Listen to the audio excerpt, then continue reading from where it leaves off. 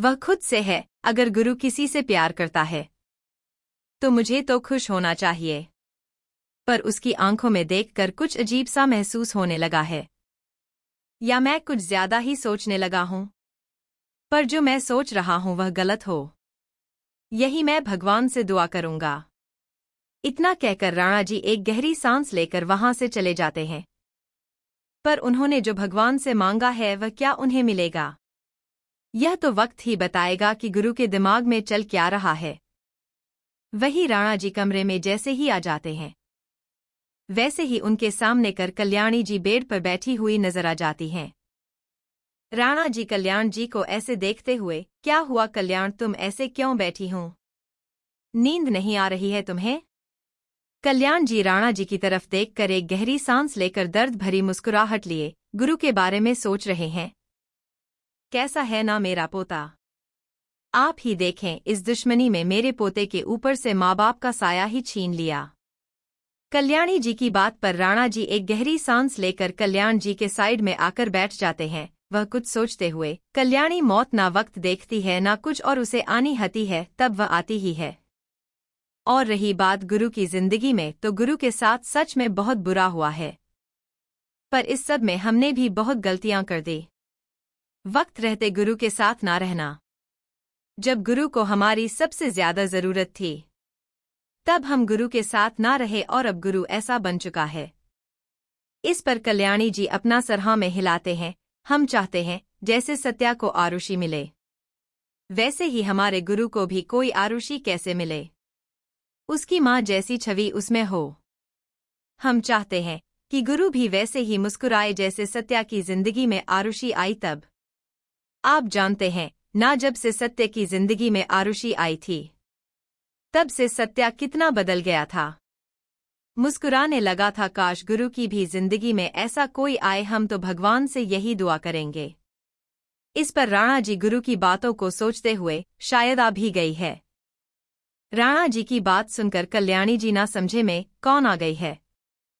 इस पर राणा जी मुस्कुराते हुए कुछ सोचकर, कल्याणी जब हम डाइनिंग टेबल पर बैठे थे ना, तब गुरु की बातों को सुनकर मैं ऐसा लग रहा था कि गुरु की जिंदगी में कोई आ गई है जो उसके लिए सबसे खास है। जो हम ना गुरु के लिए कर सके वह शायद वह कर दे। कल्याणी जी एक पल के लिए राणा जी को देखती है, फिर मुस्कुरा देते हैं। दोनों ही कुछ देर बात करने के बाद सो जाते हैं। वही गुरु दुआ के कमरे में से बाहर आ जाता है। वह स्टडी रूम से सीधा दुआ के कमरे की तरफ गया हुआ था। दुआ को देखने के बाद वह अपने कमरे की तरफ चला जाता है। कमरे में आकर वह अपने बेड पर बैठ जाता है तो सामने एक बड़ी सी तस्वीर लगी हुई थी, जिसमें गुरु करीब 1 साल का था और उसमें उसके पापा सत्य और उसकी माँ आरुषि तीनों की एक खुशहाल फैमिली थी। और इस तस्वीर में वह तीनों बहुत ही खूबसूरत लग रहे थे। उस तस्वीर को देखकर गुरु एक गहरी सांस लेता है, कुछ सोचकर वॉशरूम की तरफ बढ़ जाता है। वॉशरूम में आकर अपनी आंखें बंद करके शावर ऑन कर देता है। शावर के ठंडे पानी में अपनी आंखें बंद करके वैसे ही खड़ा हो जाता है। इस समय उसकी आंखें जरूर बंद है, पर उसकी हाथों की मुठियां बनी हुई थी। करीब आधे घंटे के बाद वो वॉशरूम से बाहर आ जाता है। इस समय उसके बाल गीले थे, जिन्हें वो टॉवल से पोंछ रहा था, और नीचे एक टॉवल उसने बांधा हुआ था। वह सीधा कबर्ड में जाकर वहां से व्हाइट लोअर को पहन लेता है और वैसे ही वो बेड पर लेट जाता है। गुरु जैसे ही अपनी आंखें बंद कर लेता है तो सामने दुआ का मासूम मुस्कुराता हुआ चेहरा नजर आ जाता है, जिसे देखकर गुरु के चेहरे पर उनके चेहरे पर कोई एक्सप्रेशन नहीं है, पर उसके होठों पर एक अजीब सी मुस्कुराहट जरूर दिख रही थी। दुआ का चेहरा अपनी आंखों में देखते देखते गुरु गहरी नींद में चला जाता है। करीब सुबह का वक्त। हमेशा की तरह नीलिम जी दुआ के कमरे की तरफ बढ़ जाती हैं तो कमरे में आती है तो उनके चेहरे पर एक बड़ी सी मुस्कुराहट आ जाती है। वह दुआ की तरफ बढ़ जाती है, जो हमेशा की तरह वैसी ही आधा शरीर जमीन पर और आधा शरीर बेड पर रखा हुआ था।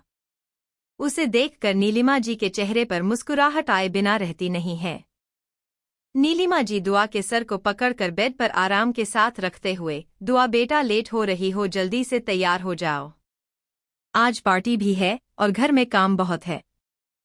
दुआ नींद भरी आवाज में, मम्मा बस 5 मिनट और मुझे बहुत नींद आ रही है। नीलिमा जी एक गहरी सांस लेकर बड़े प्यार से दुआ के बालों को सहलाते हुए, देखो बेटा दादी नीचे इंतजार कर रही है डाइनिंग टेबल पर तुम्हारा। जल्दी से तैयार हो जाओ। इस पर दुआ अपनी आंखें मसलते हुए नींद भरी आवाज में, ठीक है आप जाए मैं आ जाती हूँ। वही नीलिमा जी चली जाती है तो दुआ वॉशरूम की तरफ बढ़ जाती है। वह जल्दी से वॉशरूम में जाकर फ्रेश होने लगती हैं। वह वॉशरूम से जब बाहर आ जाती है तो सिर्फ उसने अपने बॉडी पर एक वाइट कलर का टॉवल लपेटा हुआ था जो उसके थाई तक ही आ रहा था।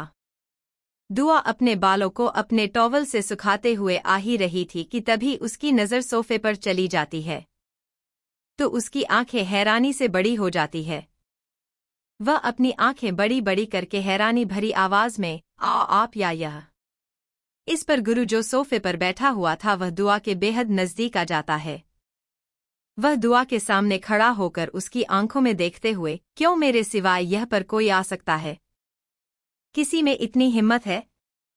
इस पर दुआ अपना सर नीचे कर लेते हैं तो गुरु दुआ का चिन पकड़कर उसे ऊपर करके उसके होठों पर अपने गर्म सांस छोड़ते हुए, I want my morning kiss Cherry. अपनी अपनी नीली आंखें बड़ी बड़ी करके, NNNWH, what are you okay? क्या कह रहे हैं? गुरु दुआ की बातों को पूरी तरह से अनदेखा कर देता है। वह उसकी कमर अपने दोनों हाथों में कस के पकड़ लेता है और उससे अपने नजदीक कर लेता है जिससे दुआ का चेहरा गुरु के चेहरे के बेहद नजदीक आ जाता है। दोनों के हिसाब से एक दूसरे के चेहरे पर महसूस हो रही थी। यह बात अलग थी कि दुआ की हाइट गुरु से छोटी थी पर नीचे झुकने की वजह से गुरु दुआ की गहरी नीली आंखों में अपनी परछाई साफ साफ दिख रहा था। गुरु दुआ के बालों में से आता हुआ पानी की बूंद को देख रहा था जो दुआ के होठों पर जा चुकी थी। उसे देखकर गुरु धीरे से अपनी टांग से उस पानी की बूंद को लिक कर देता है जिससे दुआ के हाथ गुरु के ब्लेजर को कस के पकड़ लेते हैं। उसकी सांसें अब भारी होने लगी थी। वह अपनी आंखें बड़ी बड़ी करके गुरु को देखने लगती है। इस समय उसके गाल पूरी तरह से लाल हो चुके थे। वही गुरु को बहुत मजा आ रहा था दुआ के लाल हुए गालों को देखकर। वह अपनी टांग से उन गालों को लिका सक कर देता है जिससे दुआ कर आंखें खुद ब खुद बंद हो जाती हैं। वही गुरु दुआ के कमरे से अपने दोनों हाथों को हटाए उसके दोनों घायलों को पकड़ लेता है। उन गालों को अपने अंगूठे से रब करके उसके मुलायम होठों पर अपने ठंडे होठों को रखकर उसे सक करने लगता है। वह अब भी अपना मुंह नहीं खोल रही थी तो गुरु बार बार अपनी टंग को दुआ के मुंह में डालने की कोशिश कर रहा था पर दुआ ने अपने होंठ कसके बंद कर लिए थे तो गुरु अपना हाथ दुआ के चेहरे से हटाए उसके बूज़म पर ले जाता है। टॉवल दुआ के बॉडी पर रहने की वजह से गुरु टॉवल में ही अपना हाथ डालने वाला ही था कि तभी दुआ यह महसूस करके अपना मुंह खोल देती है तो वैसे ही गुरु अपना हाथ रोक लेता है और दुआ के दोनों हाथों को अपने एक हाथ से पकड़ लेता है और दूसरे हाथ से उसके बालों को और वैसे ही उसे पीछे लेकर उसे बेड पर लेट देता है और खुद उसके ऊपर आ जाता है बिना किस ब्रेक किए। यह पूरी लॉन्ग किस चलती है। इस किस में गुरु ने दुआ के मुंह के हर एक कोने को अपने टंग से महसूस किया है। जब दुआ को सांस लेने में दिक्कत होती है तब जाकर गुरु दुआ को छोड़ देता है और छोड़ता नहीं है बल्कि उसके होठों पर अपने होंठ सिर्फ टच कर देता है। जब दुआ की सांसें नॉर्मल हो जाती है तब दुआ जैसे ही गुरु को किस करने वाली थी वैसे ही गुरु अपने होंठ पीछे ले लेता है तो दुआ अपनी आंखें बंद किए हैं। वह मुंह बनाने लगते हैं और फिर से अपना चेहरा ऊपर कर देती है जिससे वह गुरु के लिप्स को किस कर सके। वही गुरु दुआ के चेहरे को देख रहा था जिसके चेहरे पर निराशा दिख रही थी। गुरु अपने अंगूठे से ही दुआ के सॉफ्ट लिप्स को रब करते हुए टीजिंग वे में, ओ एच एच एच एच एच, ओ लगता है गुस्सा आ रहा है तुम्हें। मनचाही चीज जो मिल नहीं रही है। पर कोई कह रहा था यह सब गंदा है, मुझे पसंद नहीं। और अब कहते कहते गुरु के चेहरे पर मुस्कुराहट आ जाती है। मुस्कुराने लगता है। वही उसकी मुस्कुराने की आवाज सुनकर बेचारी हमारी दुआ उसका चेहरा पूरी तरह से लाल हो जाता है। उसे बहुत ही शर्म आ रही थी, अपनी आंखें कस के बंद कर लेती हैं। उसे अपनों का चेहरा देखने में इतनी शर्म आ रही थी कि आप उसे लग रहा था कि वह कहीं जाकर अपना चेहरा छुपा ले। वही दुआ के लाल हुए चेहरे को देखकर कुछ सोचते हुए एक हाथ दुआ के थाई को फैलाते हुए दूसरे हाथ से उसके गालों को रब कर तिरछी मुस्कुराहट लिए, तुम्हारा यह छोटा सा शरीर मुझे हैंडल कर पाएगा? कुछ खाया करो, बहुत पतली हो चेरी। दुआ अपनी आंखें खोल कर ना समझे में, मतलब मुझे आपको क्यों हैंडल करना है? गुरु दुआ की बातों का कोई जवाब नहीं देता है। वह सीधा नीचे झुककर उसके लोअर लिप को सॉफ्टली लिक करके उसे थोड़ा दूर होकर उसे आंख मार के, अभी के लिए इतना, बाकी हम रात को कंटिन्यू करेंगे। वैसे आज मैं पूरा दिन तो तुम्हें देखूंगा नहीं, रात को मैं तुम्हें जरूर मिलूंगा। इतना कहकर वो जाने ही वाला था कि बिना पीछे मुड़े सर्द आवाज में, first downs and last downs with me, understood cherry. इतना कहकर गुरु वहां से चला जाता है। वही गुरु के जाने के बाद दुआ बेड पर बैठकर अपने दोनों हाथ फोल्ड की मुंह फुलाकर, आखिर ये इंसान है कि नहीं पता भी नहीं, कब आता है कब चला जाता है, और कह रहा है कि डांस मेरे करो, पर कह रहा था कि धमकी दे रहा था, यह तो भगवान को ही पता। वैसे भी कृषि दी सच कहती है, ये इंसान सच में अजीब भी है। कहते कहते दुआ का हाथ आपने लोअर लिप की तरफ चला जाता है और उसे वह सहलाने लगती है। ना जाने कि उसके चेहरे पर एक हल्की सी मुस्कुराहट आ जाती है, तो वह जल्दी से उसे छुपा लेती है। अपने सर पर मारकर वहां से जल्दी से कपड़े पहनकर डाइनिंग एरिया की तरफ चली जाती है। जैसे ही वह डाइनिंग एरिया में आती है, वैसे ही वह वहां पर गुरु को ना देखकर उसका चेहरा थोड़ा सा उदास हो जाता है। एक गहरी सांस लेकर चेयर पर बैठ जाती है और खाना खाने लगती है। खाना खाने के बाद दुआ हॉल में आकर सोफे पर बैठ जाती है। वही हाल में सभी घरवाले बैठे हुए थे। सभी पार्टी के बारे में बात कर रहे थे। दरअसल यह पार्टी इसके लिए रखवा ही गई थी कि राणा एंटरप्राइजेज एशियन के टॉप 1 पोजीशन में आ चुकी है, जिसकी वजह से राणा परिवार बहुत खुश है। और यह सब गुरु ने 21 साल की उम्र में हासिल किया था, जिसकी वजह से उसको अवार्ड भी दिया गया है। और इसी खुशी में राणा परिवार में उसके लिए एक बड़ी सी पार्टी रखी हुई है। राणा जी अभिजीत की तरफ देखते हुए, तुमने नायक को पार्टी का इनविटेशन कार्ड दिया है ना अभिजीत? अभिजीत जी अपना सर हाँ हिलाते हुए, हाँ पापा, मैंने रात को ही उनके घर में भेज दिया है। पर कहते कहते अभिजीत रुक जाता है, तो राणा जी गंभीर आवाज में, पर अभिजीत जी एक गहरी सांस लेकर, पर क्या हमें नायक को इस पार्टी में बुलाना चाहिए? आप तो जानते हैं उसकी और हमारी दुश्मनी कितनी गहरी है। तभी राणा जी बीच में है, अभिजीत को समझाते हुए, राणा और नायक दोनों की दुश्मनी के बारे में हर किसी को पता है। रही बात उसे बुलाने की, तो उसे बुलाना भी जरूरी है। आखिर उसे भी तो पता चले कि राणा खानदान के शेर क्या क्या हासिल करते हैं। इस पर अभिजीत कुछ सोचते हुए, नायक का बेटा एकांश बारे में बहुत सारी केस आ रही हैं। कमिश्नर से बात हुई, पर नायक को आप जानते हो, वह अपने पावर काम अच्छे से इस्तेमाल करता है, जिसकी वजह से कमिश्नर कुछ कह भी नहीं सकता। इस पर राणा जी दुआ और कृषि की तरफ देखते हैं। उन दोनों को देखते हुए, जाओ बेटा जाकर पार्टी की तैयारी करो, मेरी दोनों पोतियां आज खूबसूरत दिखने चाहिए। इस पर दुआ जल्दी से अपना सर हाँ में हिलाते हुए, हाँ दादाजी, मैंने और कृषि दी दोनों बहुत सारी तैयारी करी है। इस पर राणा जी मुस्कुरा देते हैं। वही उन दोनों को ऊपर कमरे की तरफ जाने को कहकर राणा जी उन दोनों को जाते हुए देख रहे थे। राणा जी उन दोनों को जाते हुए देखकर अपनी जगह से खड़े हो जाते हैं और वहां से विला के बाहर आ जाते हैं। राणा जी कार में बैठे हुए अभिजीत से, कमिश्नर को कहो बस कुछ वक्त, उसके बाद सब कुछ उसी के ही हाथ में होगा। इस पर अभिजीत अपना सर हाँ में हिला देता है, तो वही राणा जी कार में बैठकर चले जाते हैं। तो अभिजीत दूसरी कार में बैठकर चला जाता है। वही दुआ और कृषि दोनों ही अपने रूम में बैठे हैं।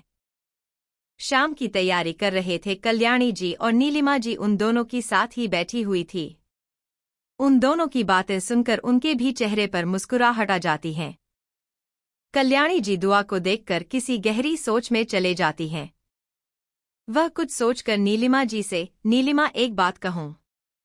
इस पर नीलिमा जी जल्दी से, हाँ आपको पूछने की क्या इजाजत है? इस पर कल्याणी जी को सोचते हुए नीलिमा जी के हाथों पर अपना हाथ रखकर शांत आवाज में, दुआ बेटा बहुत ही अलग है। मेरा कहने का मतलब यह है कि वह बहुत ही मासूम है। मुझे समझ में नहीं आता कभी कभी कि वह इतनी मासूम कैसे हो सकती हैं। उसके चेहरे पर उसकी बातों से मुझे अलग से रौनक नजर आता है।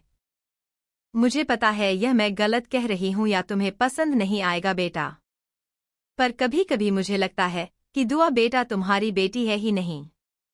तुम दोनों में बहुत फर्क मुझे कभी भी नजर आता है। सिवाय एक दोनों में लोगों के लिए प्यार और मासूमियत तो है, पर दुआ में कुछ अलग ही बात है। नीचे की बात सुनकर नीलिमा जी का चेहरे पर एक अलग से हाव भाव आ जाते हैं, जिन्हें वह जल्दी से छुपा लेती हैं। वह गहरी सांस लेकर मुस्कुराते हुए, सही कह आपने माँ, मुझे भी कभी कभी लगता है कि दुआ मेरी बेटी ही नहीं है, हम दोनों में बहुत फर्क है। इस पर कल्याण जी मुस्कुराते हुए, मैं भी ना अब बूढ़ी हो चुकी हूँ, पर देखो क्या क्या बातें लेकर बैठी हूँ। ऐसा कभी हो सकता है? तुम दोनों माँ बेटी कभी अलग हो सकती हैं, बस मेरा नजरिया अलग है। बाकी तुम दोनों एक ही जैसी हो सकती हूँ। वैसे भी यह सब छोड़ो और जल्दी से मेरे साथ चलो, आज की तैयारी भी बाकी है। यह दोनों तो वैसे ही अपने में लग जाएगी और हम दोनों भी इनमें लग जाएंगे और बाकी का काम रह जाएगा। फिर तुम तो जानती हूँ तुम्हारे पापा को तने मुझे सुनाएंगे। इस पर नीलिमा जी कुछ नहीं करती और मुस्कुरा देती हैं और उन दोनों को वैसे ही छोड़कर दोनों ही काम में लग जाती है। देखते देखते रात भी हो जाती है और पार्टी भी स्टार्ट हो जाती है। हर कोई आया हुआ था इस पार्टी में। नीचे कल्याणी जी, राणा जी, अभिजीत जी और नीलिमा जी चारों मेहमानों से बात कर रही थी। वहीं दूसरी तरफ कृषि ने dark blue full hand one peace with black high heels and सिलीन diamond necklace set पहना हुआ था। उसने बालों का बन बनाया हुआ था और साथ ही साथ में कप के नाम पर लाइट कलर की मरोड़ लिपस्टिक लगाई हुई थी, जिससे वह और भी खूबसूरत लग रही है। वह खुद को एक बार मिरर में देखकर गहरी सांस लेकर, चल अब तू तो तैयार हो चुकी है कृषि, जाकर दुआ को देख ले। वैसे भी पार्टी में पहले से ही लेट हो गया है। अगर हम दोनों अब तक पार्टी में नहीं पहुंचे तो मम्मा पक्का डटेगी। इतना कहकर कृषि जल्दी से दुआ के कमरे की तरफ चली जाती है। वह जैसे ही दुआ के कमरे के अंदर आ जाते हैं और दुआ को देखती हैं तो सिर्फ देखती ही रह जाती हैं। कृषि अपने दोनों हाथों से अपने मुंह को कवर करके अपनी आंखें बड़ी बड़ी करके, दुआ तुम्हें भाई जो कहते वह गलत नहीं है, तुम सच में गुड़िया हो। कितनी खूबसूरत लग रही हो तुम इसमें, बिल्कुल एक गुड़िया की तरह। दुआ जो खुद को आईने में देख रही थी वह जैसे ही कृषि की आवाज सुनती है तो उसकी तरफ देखने लगती है। दरअसल दुआ वही white off shoulder one side cut princess gown पहना हुआ है और उसमें उसने मोती necklace with earring with bracelet पहना हुआ था, जिसमें वह और भी खूबसूरत लग रही थी। उसने बालों को खुला रखा था और साथ ही साथ मेकअप के नाम पर उसने सिर्फ लाइट पिंक कलर की लिपस्टिक लगाई हुई थी। गोरी तो वह पहले से ही थी और पैरों में बटरफ्लाई वाइट हाई हील पहने हुए थी। कुल मिलाकर कहे तो एक बाबी प्रिंसेस से कम नहीं लग रही थी हमारी दुआ। वही खुद की तारीफ सुनकर दुआ ब्लाश करने लगती है, उसके चिक्स रेड होने लगते हैं। वही कृषि दुआ के नजदीक आकर उसके गालों को अपने दोनों हाथों से स्लोली पिंच करते हुए मुस्कुराकर, ओह माय गॉड दुआ तुम ब्लाश कर रही हो, कितने क्यूट लग रही हो तुम, हाय मेरी प्यारी सी बहन को किसी की नजर ना लगे। चलो जल्दी से, वैसे भी मेरे दोस्त आए हैं, उनसे भी तुम्हें मिलवाला है। वह सभी मुझे कहते थे ना तुम्हारी कोई छोटी बहन नहीं है, तुम्हारी कोई छोटी बहन नहीं है। और मैं उन्हें अपनी प्यारी सी छोटी बहन से मिलवाने वाली हूँ, चलो जल्दी से। इस पर दुआ भी मुस्कुरा देती है। दोनों ही वहां से चले जाते हैं। पर दुआ इस बात से अनजान कि उसने कपड़े तो पहन लिए हैं अपनी ही मर्जी से, पर उन कपड़ों से अब उसे क्या प्रॉब्लम होने वाली है और क्या झेलना है यह तो आगे ही उसे पता चलेगा। वहीं नीचे हॉल में सभी इकट्ठा बातें कर रहे थे। पूरा राणा मिशन एक अलग ही तरह से डेकोरेशन किया गया था। आखिर उन्होंने इतनी बड़ी कामयाबी जो हासिल किए थे। हर किसी के मुंह पर सिर्फ गुरु का ही नाम आ रहा था। हर कोई गुरु के ही बारे में बात कर रहा था और उससे मिलने का इंतजार। पर अभी तक गुरु और ना ही तरुण उन दोनों ही पार्टी में आए थे, जिसकी वजह से सभी गुरु का बेसब्री से इंतजार कर रहे थे। वही राणा जी अपने कुछ दोस्तों से बात ही कर रहे थे कि तभी नायक और नायक का बेटा एकांश साइड में खड़ा था, जिसके चेहरे पर शैतानी मुस्कुराहट और उसकी नजरें खूबसूरत लड़कियों पर टिकी हुई थी, जिसका मतलब साफ था कि उसकी नीयत कितनी घटिया है। नायक राणा जी के सामने आकर पूरे पार्टी हॉल को देखते हुए, राणा साहब पार्टी तो बहुत अच्छी रखी है, आपने मानना पड़ेगा। राणा जी घमंड भरी मुस्कुराहट के लिए, आखिर मेरे शेर ने इतनी बड़ी कामयाबी जो हासिल की थी। इस पर नायक के चेहरे पर शिकस्त आ जाती है। फिर भी अपने चेहरे पर झूठी मुस्कुराहट बरकरार रखते हुए, सही कहा आपने, पर वक्त रहते घोड़े को लगाम भी देना जरूरी है, नहीं तो हाथ से निकल जाते हैं। राणा जी नायक की बातों का मतलब समझते वह मुस्कुराकर, नायक राणा खानदान के बेटे घोड़े नहीं शेर है, और शेर को लगाम नहीं लगाई जाती है, और गुरु तो खूंखार शेर है, और खूंखार शेर को लगाम नहीं लगाई जाती है, और ना ही उसके रास्ते में आया करते हैं। इस पर नायक घमंड भरी मुस्कुराहट लिए, पर एक बात राणा साहब, जंगल में बहुत सारे खूंखार जानवर मौजूद हैं, क्या पता कोई आए और। कहते कहते नायक मुस्कुराने लगता है। वही नायक की बातों का मतलब समझकर अभिजीत को बहुत गुस्सा आता है। वह कुछ बोलने ही वाला था कि तभी राणा जी उसे अपना हाथ दिखा देते हैं। राणा जी नायक की बातों का उसी अंदाज में जवाब देते हुए, पर नायक गुरु और सत्य में बहुत फर्क है। जहां सत्य की एक दहाड़ से जंगल में शांति रहती थी, तो वही गुरु के शांत होने से जानवरों के अंदर एक अलग सा खौफ बन जाता है। जिसकी दहाड़ में इतनी ताकत नहीं है, उतनी गुरु की शांति में है। अक्सर शांत शेर क्या करके चला जाए यह खुद सामने वाले को भी पता नहीं होता है। तो जरा संभल कर। रही बात लगाम की, तो तुम्हें नहीं लगता कि तुम्हें लगाम लगाना चाहिए अपने घोड़े पर? बहुत सुनने में आया है, मुझे जरा लगाम लगाओ।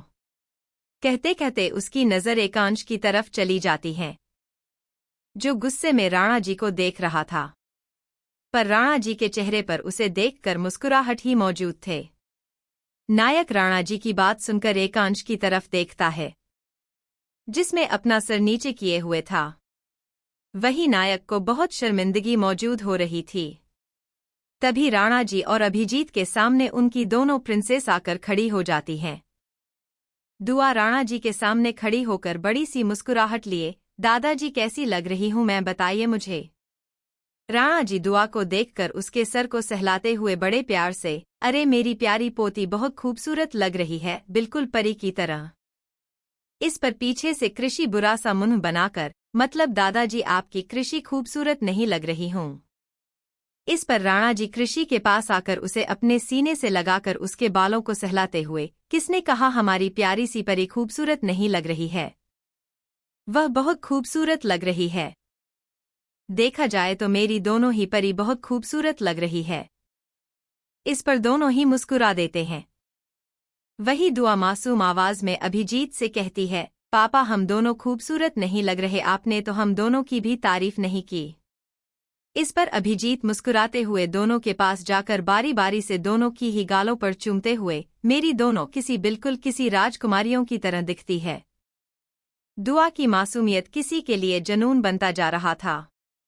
एकांश जब से दुआ को देखा, ऊपर से उसकी खूबसूरती और उसक भोलापन देखा, तो उसके अंदर से पाने का जुनून जैसे सवार हो चुका था। एकांश दुआ को ऊपर से नीचे तक अजीब तरह से देख रहा था, जैसे उसे स्कैन कर रहा हूं। एकांश दुआ को देखकर मक्कारी भरी मुस्कुराहट ली है। अपने मन में सुना था राणा परिवार में कोई नई सदस्य आ गई, पर यह नहीं पता तो वह इतनी खूबसूरत है। अब तो राणा परिवार से उसकी नई सदस्य को हमारे घर में लाना है। आखिर इतनी खूबसूरती राणा परिवार में अच्छी नहीं लगती, यह तो नायक खानदान में ही अच्छी लगती है। बहुत जल्दी से मैं अपना बनाकर ही रहूंगा, चाहे उसके लिए कुछ भी क्यों ना करना पड़े। एकांश ने तो सोच लिया दुआ को अपना बनाने के लिए, पर उसे क्या पता कि वह शेर की गुफा में हाथ डाल रहा है। वही सभी गेट की तरफ देखने लगते हैं। हर तरफ शांति फैल जाती है। वही दुआ जो अभिजीत और कृषि से बात कर रही थी, उसकी धड़कन है जोर जोर से धड़कने लगती है। उसे अलग सी बेचैनी होने लगती है। आंखें बंद कर लेती है क्योंकि उसे पता था कि गेट पर खड़ा शख्स कौन है। वही राणा जी के चेहरे पर एक घमंड भरी मुस्कुराहट आ जाती है। तो वही अभिजीत भी गेट की तरफ देखने लगते हैं, क्योंकि गेट पर और कोई नहीं गुरु और तरुण खड़ा था। जहाँ तरुण ने black shirt with white pant and blazer पहना हुआ था। ब्लेजर का एक बटन तरुण लगाया हुआ है। हाथों में महंगी वॉच, पैरों में लक्जरी ब्रांडेड शूज पहने हुए है, जिससे तरुण हैंडसम लग रहा था। वही अगर बात करें हमारे गुरु की, तो black shirt pant and blazer पहना हुआ था। ब्लेजर के पॉकेट में वाइट कलर का रुमाल स्टाइल से लगाया हुआ था, जो उसे और भी अट्रैक्टिव बना रहा था। और बात करें शूज की, तो ब्लैक लेदर शूज पहने हुए हैं, जिससे वह और भी हैंडसम लग रहा था। पर उसकी अम्ब आइज तो उसे बेहद ही खतरनाक बना रहे थे। दिखने में तो हैंडसम है, पर उसकी आंखें किसी के भी दिल में डर पैदा करने के लिए काफी है। वही सभी शांत होकर गुरु को देख रहे थे। कोई भी कुछ कह नहीं रहा था, क्योंकि उन्हें गुरु के आने से उनका मुंह खुद ब खुद बंद हो गया था। इतना खौफ है लोगों में गुरु का। वही गुरु की तो हाथों की मुठियां बन चुकी थी। उसकी नजर सिर्फ और सिर्फ एक ही दिशा में थी, जहां पर राणा जी, अभिजीत, कृषि और हमारी दुआ, जिसकी पीठ गुरु की तरफ थी। पर उस पीठ को देखकर गुरु ने पहचान लिया था कि यह दुआ ही है। वह दुआ की गोरी पीठ को अच्छे से देख पा रहा था, जिसे देखकर गुरु के हाथों की मुठियां और कस जाती है। एक गहरी सांस लेता है। अपने चेहरे पर अजीब से हाव भाव लाकर राणा जी की तरफ बढ़ जाता है। गुरु जैसे से कदम उसकी तरफ बढ़ा रहा था, वैसे वैसे दुआ की धड़कन की आवाज में बढ़ रही थी। उसे बेहद डर लग रहा था, ना जाने क्यों उसकी सांसें जैसे अटक चुकी थी।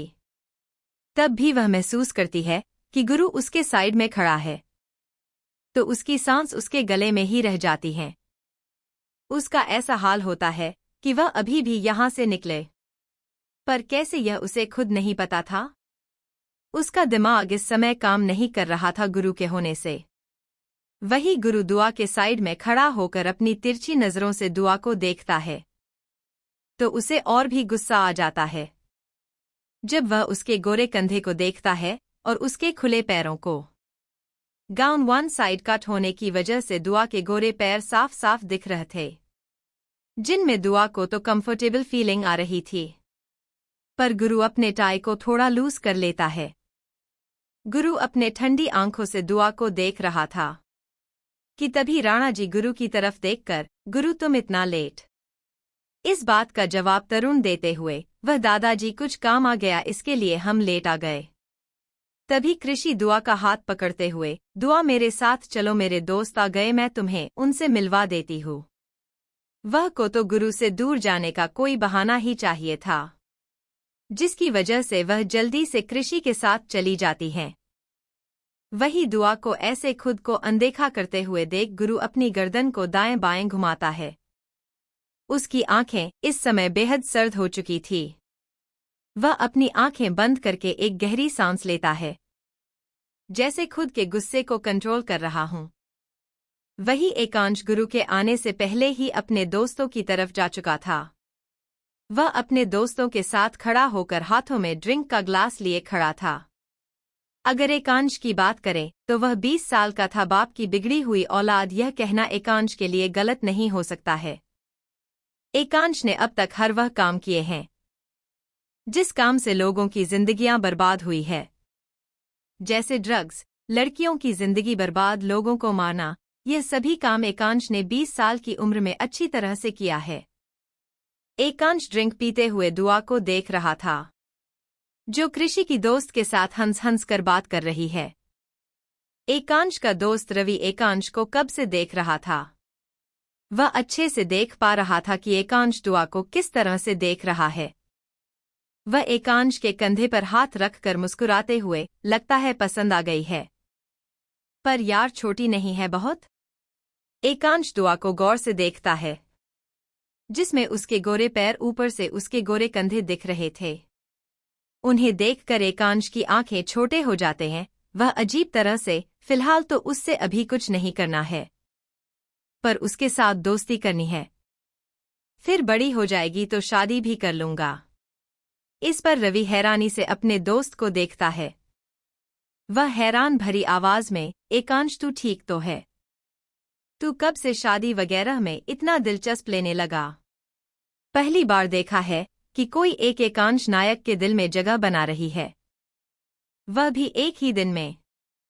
इस पर एकांश बिना दुआ से नजरें हटाए अपनी गहरी आवाज में, अब से सिर्फ एकांश नायक की जिंदगी में एक ही लड़की रहेगी। अब इसे मेरा पागलपन कहो या मेरा जुनून, वह सब यही है। और इसे भाभी कहने की आदत डालो, क्योंकि एकांश नायक ने अपने लिए इसे चुन लिया है। इस पर भी हैरानी भरी आवाज में, लगता है इस लड़की ने। तभी एकांश रवि की तरफ देखकर, लड़की नहीं भाभी, इज्जत देने सीखो नहीं तो। कहते कहते हैं एकांश मुस्कुराने लगता है।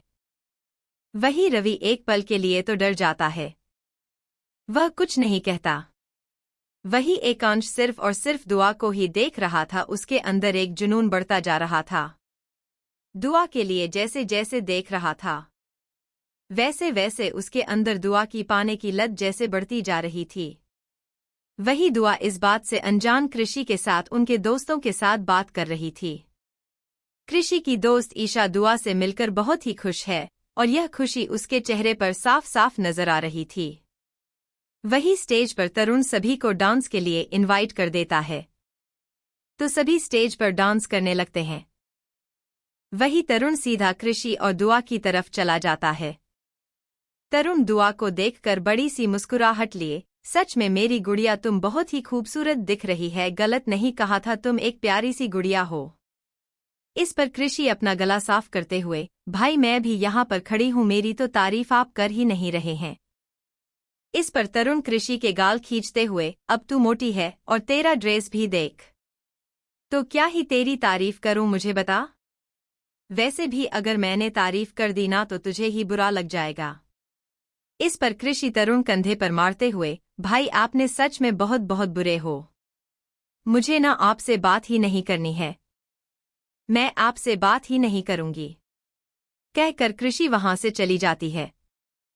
तो वही ईशा भी कृषि के पीछे जाने ही वाली थी कि तभी तरुण उसका हाथ पकड़ लेता है। ईशा अपनों की बड़ी बड़ी करके, यह क्या हरकत, छोड़ो मुझे। इस पर तरुण बिना ईशा की बात का जवाब दिए दुआ को देखकर मुस्कुराते हुए ईशा को अपने साथ स्टेज पर ले जाता है। तो वही दुआ उन दोनों को देखकर मुस्कुराने लगती। वही एकांश दुआ के सामने आ जाता है और बड़ी सी मुस्कुराहट लिए, क्या आप मेरे साथ डांस करना चाहोगी? दुआ कुछ कह पाते उससे पहले ही दुआ का हाथ किसी ने पकड़ लिया था। जैसे ही दुआ सामने देखती है तो गुरु अपनी ठंडी आंखों से उसे देख रहा था। गुरु ने एक नज़र भी एकांश को नहीं देखा। वह सीधा दुआ को अपने साथ स्टेज पर ले जाता है। वही एकांश अपनी आंखें छोटी करके उन दोनों को देख रहा था, खासकर गुरु का हाथ जिसने दुआ का हाथ कस के पकड़ा है। उसकी हाथों की मुठिया बन जाती है। एकांश गुरु और दुआ को देखकर जहरीली मुस्कुराहट लिए, लगता है भाई बहन का रिश्ता से कुछ ज्यादा ही है इन दोनों का। चले एकांश तुझे अभी कुछ करना पड़ेगा, नहीं तो गुरु तेरी जान को तुझ से अलग कर देगा। इतना कहकर एकांश गुस्से भरी नजरों से गुरु को देखने लगता है। वही दुआ अपनी आंखें बड़ी बड़ी करके गुरु को देखते हैं, जो से ठंडी आंखों से देख रहा था। तो दुआ जल्दी से अपना सर नीचे करके गुरु के साथ स्टेज पर खड़ी हो जाती है। म्यूजिक स्टार्ट होता है। वैसे ही गुरु दुआ के कमर पर अपना हाथ रख देता है। जिससे दुआ के दोनों हाथ गुरु के कंधे पर चले जाते हैं। वही तो दुआ की गहरी नीली आंखों में देख रहा था, जिसमें उसके लिए डर साफ दिख रहा था। पर अगर गुरु की बात करें तो उसके चेहरे पर कोई भी हाव भाव नहीं आ रहे हैं। वह शांत आंखों से सिर्फ दुआ को देख रहा है। पर उसके साथ देखने से ही दुआ की हालत खराब होती जा रही है, जिसे जिंदगी ढूंढ रही है। क्या ये वो मकाम मेरा है? यहां चैन से बस रुक जाऊं। क्यों दिल ये मुझे कहता है, जज्बात नए से मिले हैं। जाने क्या असर ये हुआ है। एक आस मिली फिर मुझको, जो कबूल किसी ने किया है। वही गुरु दवा की कमर को कस के पकड़कर अपनी सर्द आवाज में उसके कान में, चेरी तुम्हें नहीं लगता है तुमने जो ड्रेस पहनी है वह बहुत ही रिवरिंग है। कहते कहते गुरु दुआ के थाई पर हाथ रखता है। दरअसल गाउन वन साइड कट होने की वजह से दुआ के गोरे थाई साफ साफ दिख रहे थे। गुरु के कहने का कुछ ऐसा असर दुआ को हुआ, उसके हाथ पैर कांपने लगे हैं। उसकी आंखों में अलग सा डर दिख रहा था। डर की वजह वह अपने होठों को बार बार बाइट कर रही थी, जैसे अपने डर को छुपाने की कोशिश कर रही हो। वही दुआ के ऐसे करने से गुरु का गला सूख जाता है। पर वह सिर्फ दुआ कर सॉफ्ट एंड चेरी लिप्स को देख रहा था। दुआ को गोल गोल घुमाने लगता है और उसके चेहरे को अपने चेहरे के बेहद नजदीक कर लेता है, जिससे दोनों की सांसें एक दूसरे के चेहरे पर महसूस होने लगती। किसी शायर की गजल, जो दे रूह को सुकून के पल, कोई मुझको यूं मिला है जैसे बंजारे को घर। वही दूर खड़ी नीलिमा जी दुआ को गुरु के साथ देखकर पूरी तरह से डर जाती है। उनके चेहरे पर परेशानी साफ दिखने लगती है। नीलिमा जी के साइड में ही अभिजीत जी खड़े थे। वह जब नीलिमा जी के चेहरे पर परेशानी देखते हैं तो वह उनके कंधे पर हाथ रख देते हैं। तो नीलिमा जी अभिजीत की तरफ देखकर परेशानी भरी आवाज में, आपको नहीं लगता कि गुरु दुआ बेहद नजदीक जा रहा है? उसका रवैया मुझे दुआ के लिए कुछ ठीक नहीं लगता। इस पर अभिजीत जी नीलिमा जी बालों को प्यार से सहलाते हुए मुस्कुराकर गुरु और दुआ की तरफ देखकर, नीलिमा तुम ज्यादा ही परेशान हो रही हो। वह दोनों तो सिर्फ डांस ही कर रहे हैं, और वैसे भी तुम पहले से ही गुरु से डरती हो, जिसकी वजह से तुम्हें कहीं ना कहीं उसके बारे में कुछ ना कुछ गलतफहमी होने लगती है। इस पर नीलिमा जी गौर से गुरु को देखते हुए गहरी सांस लेकर, आप जो कह रहे वह सही हो, क्योंकि गुरु को मैं जितना जानती हूँ वह कभी किसी के साथ इतना अच्छा पेश आता नहीं है, और आज पहली बार किसी पार्टी में डांस कर रहा है। यह सबसे अलग बात मेरे लिए है। नए मौसम की सहर या सर्द में दोपहर, कोई मुझको यूं मिला है जैसे बंजारे को घर। नीलिमा जी की बात सुनकर अभिजीत ने गौर से गुरु को देखने लगते हैं। वही कुछ सोचकर, शायद इस बार उसकी मर्जी हूं डांस करने की। ज्यादा मत सोचो, वैसे भी जानती हो ना गुरु को। इस पर नीलिमा जी कुछ नहीं कहती हो, सिर्फ दुआ और गुरु को देखने लगते हैं। पर उन्हें क्या पता था कि वह जो सोच रही हैं वह सोचना कुछ वक्त में सच भी होने वाला है। जैसे कोई किनारा देता हो सहारा, मुझे वो मिला किसी मोड़ पर। कोई रात का तारा करता हो उजाला, वैसे ही रोशन करे वो शहर। वही गुरु दुआ के कांपते हुए हाथों को अपने हाथों में पकड़ लेता है और उन्हें अपने कंधे पर रख कर दुआ की कमर को पकड़ लेता है और उससे ऊपर की ओर कर देता है, और साथ ही साथ दुआ कस के गुरु के कंधे को पकड़ लेती है।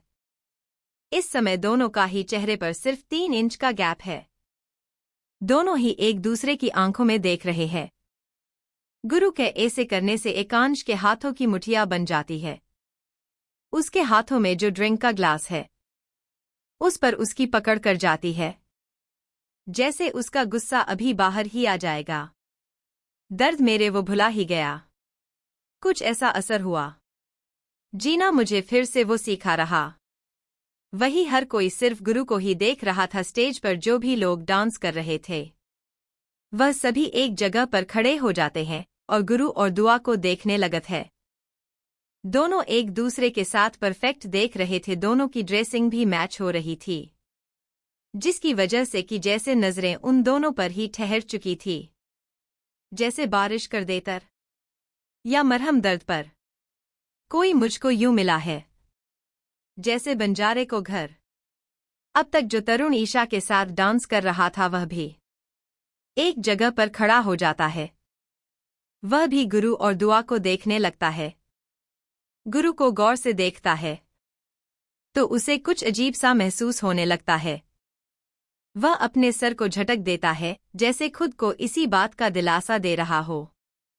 मुस्काता ये चेहरा देता है जो पहरा, जाने छुपाता क्या दिल का समंदर, औरों को तो हरदम साया देता है। वो धूप में है खड़ा खुद मगर। गुरु दुआ को नीचे खड़ा कर देता है और उसकी आंखों में देखने लगता है।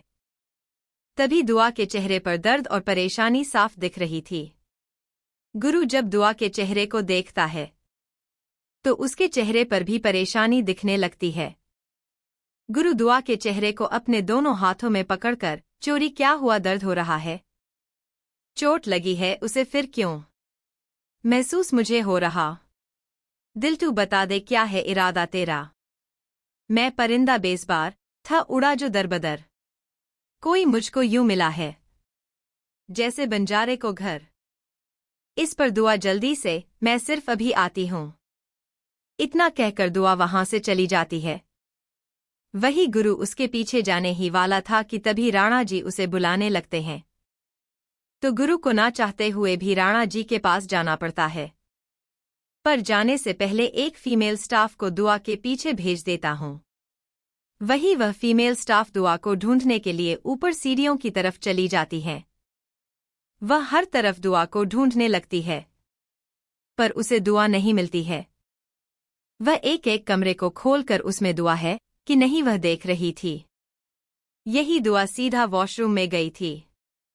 तब वह देखती है उसके लोअर बॉडी से ब्लड आ रहा है, जिससे दुआ डर जाती है।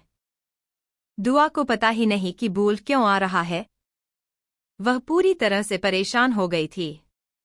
साथ ही साथ उसका पेट भी बहुत ही दर्द कर रहा था, जिसकी वजह से उसकी आंखों से आंसू तक आ रहे। वह जल्दी से अपना मुंह धोती है और नीचे हॉल में नीलिमा जी की तरफ बढ़ने ही वाली थी कि तभी उसका हाथ कोई कस कर पकड़ लेता है और अपनी ओर खींच लेता है, जिससे दुआ का सर सामने वाले के सीने पर लग जाता है। दुआ पहले तो अपने सर को दबाने लगती है क्योंकि उसे जोर से लगा था। ऊपर से उसका पेट भी दर्द कर रहा था, जिसकी वजह से वह अच्छे से अपनी आंखें तक खोल नहीं पा रही थी। वह जैसे ही अपना सर ऊपर करती है और अपनी आंखें खोल देती है तो वह हैरानी से, आप यहां? सामने एकांश दुआ को अपने गुस्से भरी लाल आंखों से देखने लगता है। वह दुआ के हाथों को कस के पकड़कर तिरछी मुस्कुराहट लिए, मेरे सिवा कोई और आने वाला था क्या, या तुम्हारा वह गुरु उसका इंतजार कर रही हूं? इस पर दुआ ना समझे में, मतलब मैं कुछ समझी नहीं भाई। दुआ ने तो ऐसी ही भाई कह था, पर भाई शब्द सुनकर जैसे एकांश के अंदर आग लग जाती है। वह कस के दुआ के गाल पर एक थप्पड़ मार देता है और उसके गाल को कस के पकड़कर, भाई तुम्हें मैं तुम्हारा भाई नजर आता हूं। आइंदा से अगर मुझे भाई कहा तो तुम्हारी यह जबान तुम्हारे मुंह में नहीं रहेगी। हिम्मत कैसे हुई मुझे भाई कहने की? कहाँ है तो सजा तो मिलेगी ना? थप्पड़ मारने की वजह से दुआ के गोरे गालों पर 5 उंगलियों के निशान आ जाते हैं। उसका गाल सूज जाता है और लाल भी हो जाता है, जिसकी वजह से उसे और भी दर्द हो रहा था। ऊपर से उसका पेट भी तो दर्द कर रहा था।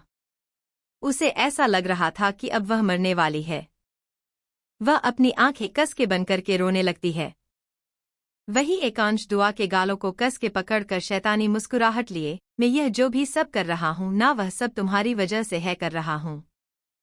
मैंने सोचा था कि सब कुछ मैं आराम के साथ करूंगा, पहले दोस्ती फिर प्यार और फिर मैं तुमसे शादी करूंगा, पर अब तुमने मेरे पास कोई ऑप्शन ही नहीं छोड़ा है। मैं मेरी छाप तुम्हारे ऊपर ऐसे छोड़ूंगा कि यह छाप गुरु के मुंह पर एक तमाचे की तरह लग जाएगी। उसके बाद ना चाहते हुए भी राणा परिवार को नायक परिवार के साथ रिश्तेदारी करनी ही होगी। इतना कहकर एकांश दुआ के दोनों कंधों को पकड़कर उसे अपनी ओर खींच लेता है जैसे ही वह उसके होठों पर अपने होंठ रखने वाला था, उससे पहले ही एकांश की जोरदार चीख सुनाई देती है। साथ ही साथ एकांश नीचे जमीन पर लेटा हुआ था। वही एकांश के सामने गुरु गुस्से में कांप रहा था। गुरु के साइड में तरुण खड़ा था। उसे भी बहुत गुस्सा आ रहा था एकांश पर। वही चीख सुनकर दुआ अपनी आंखें खोल देती है। जैसे ही वह गुरु को देखती है तो वह जल्दी से उसे गले लगाकर फूट फूट कर रोने लगती है। वही गुरु दुआ को देखकर अपनी आंखें बंद करके एक गहरी सांस लेता है कि तभी वह दुआ का ड्रेस देखता है। पूरा बैक साइड उसकी पूरी तरह से खून से भरी हुई थी। तो गुरु जल्दी से अपना ब्लेजर को निकालकर दुआ के बैकसाइड को कवर कर देता है। तब तक कृषि भी आ चुके थे। कृषि दुआ को ऐसे देखकर जल्दी से उसके पास चली जाती है। वही गुरु दुआ का चेहरा ऊपर करता है तो उसकी आंखों में जैसे अंगारे झलकने लगते हैं। जैसे ही दुआ के चेहरे पर उंगलियों के 5 निशान देखता है तो उसके अंदर जैसे आग ही लग जाते हैं। वही दुआ अपनी नीली आंखों में बड़े बड़े आंसू लेकर अपनी दर्द भरी आवाज में, आपको पता है, मुझे ना मारा, बहुत मारा, मुझे बहुत दर्द हो रहा है, मेरे पेट में भी दर्द है, मुझे समझ नहीं आ रहा है, ऊपर से खून भी रहा है, क्या मैं मरने वाली हूं? तभी गुरु सर्द आवाज में चिल्लाकर, चेरी, आइंदा से मरने की बात तुम्हारे मुंह पर नहीं आनी चाहिए। इतना कहकर कृषि की तरफ देखकर, कृषि, चेरी को लेकर जाओ और तरुण जल्दी से जल्दी डॉक्टर को कॉल करो, तब तक इसको मैं देख लेता हूं। कहते कहते वह एकांश को जानलेवा नजरों से देखने लगता है। वही कृषि दुआ को अपने साथ ले जा रही थी कि दुआ कस के गुरु को पकड़ लेते हैं और अपना सर ना में हिला देते हैं। तो गुरु उसके माथे को चूम कर बड़े प्यार से, चेरी, मैं हूं ना, तुम्हें कुछ नहीं होगा, तुम गुरु की दुआ हो, मांगी हुई नहीं, छीनी हुई, और गुरु अपनी दुआ को खुद से कभी अलग नहीं करेगा। इस पर दुआ अपने आंखों में मोती जैसे आंसू लिए बड़ी मासूम आवाज में, पक्का ना, मुझे कुछ नहीं होगा ना। इस पर गुरु दुआ को अपने सीने से लगाकर उसके बालों को प्यार से सहलाते हुए कृषि के साथ भेज देता है। तब तक तरुण भी आ चुका था।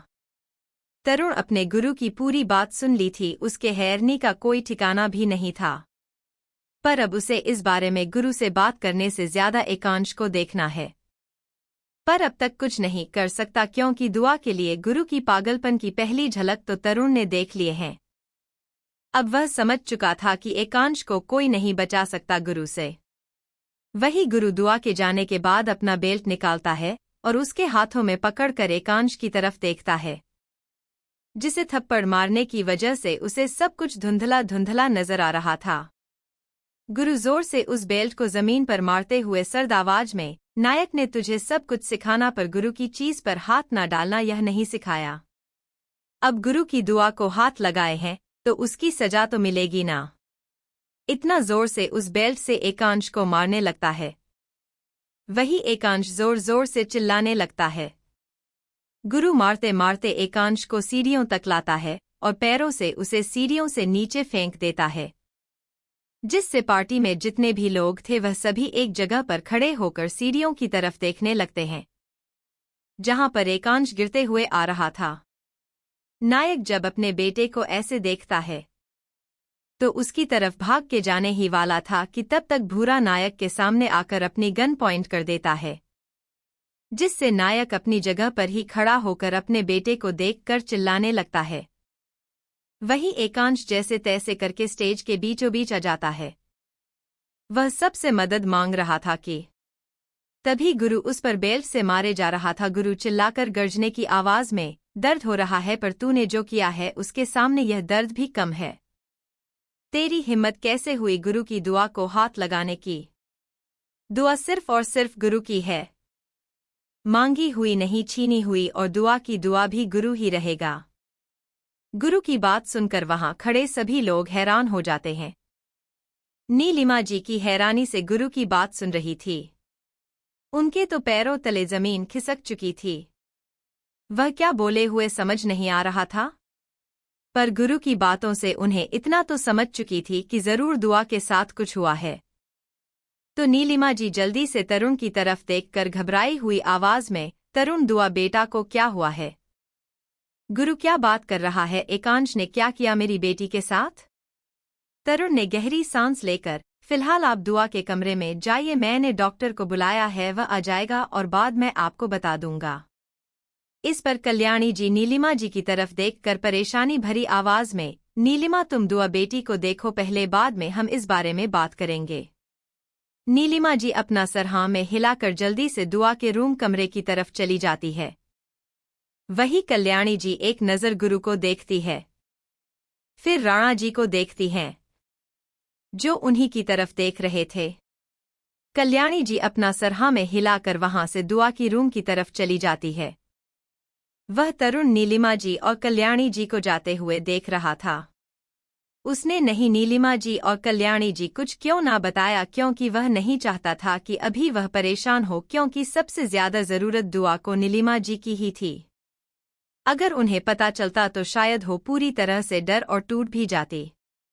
राणा जी और अभिजीत जी तरुण के सामने खड़े हो जाते हैं। राणा जी तरुण को देखकर, एकांश ने क्या किया है दुआ के साथ? तरुण गहरी सांस लेकर सब कुछ बता देता है, जो जो उसे पता था, जिसे सुनकर अभिजीत को तो गुस्सा आ जाता है। वह जैसे ही एकांश को मारने जाने ही वाला था कि तभी राणा जी अभिजीत जी के कंधे पर हाथ रखकर, शांत करता हूँ, फिलहाल तो वह गुरु के हाथ से बचने वाला नहीं है, शांत हो जाओ। वैसे भी वह जिंदा तो बचेगा नहीं, पर हमें उसे जिंदा बचाना होगा। इस पर अभिजीत जी गुस्से भरी आवाज में, पापा पर क्यों? उसने जो किया है वह गलत किया है दुआ बेटी के साथ। अभिजीत की बात पर राणा जी शांत आवाज में, अभिजीत गुस्से में कुछ भी फैसला मत लो। अगर एकांश को कुछ हुआ तो पॉलिटिक्स में बहुत प्रॉब्लम होगा। मुझे पता है कि एकांश जो दुआ बेटी के साथ बहुत गलत किया है, पर उससे बाद में भी देखा जा सकता है। इस पर अभिजीत जी कुछ नहीं कहते, वह सिर्फ गुरु को देखने लगते हैं, जिसने बेल्ट को वहीं पर फेंक देता है। गुरु एकांश को देखता है, जिसकी हालत अब पूरी तरह से खराब हो चुकी थी।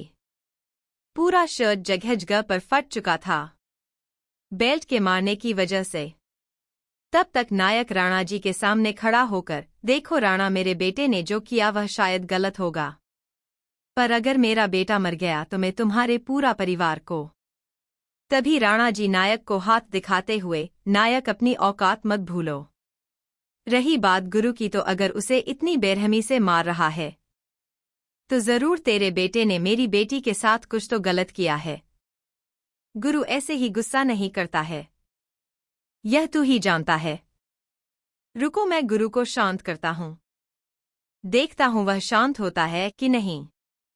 वैसे भी तू अगर तेरे बेटे को यहाँ से जिंदा भी लेकर जाएगा तो बाद में क्या होगा यह तुझे भी अच्छी तरह से पता है। कहकर राणा जी गुरु की तरफ बढ़ जाते हैं। तो गुरु भूरा की तरफ देखता है, तो बुरा जल्दी से एक अल्कोहल की बोतल गुरु के हाथ में दे देता है। तो गुरु बिना किसी नरमी के साथ उस बोतल का ढक्कन खोलकर पूरी हो अल्कोहल की बोतल एकांश के शरीर पर डाल देता है, जिससे एकांश बिना पानी की मछली की तरह फड़ में लगता है। उसकी पूरी बॉडी जलने लगती है, क्योंकि बेल्ट से मारने की वजह से उसके सीने पर लेकर उसकी पीठ पर घाव आ चुके थे, और ऊपर उस पर अल्कोहल डालना मतलब जले पर नमक जैसा काम कर रहा है।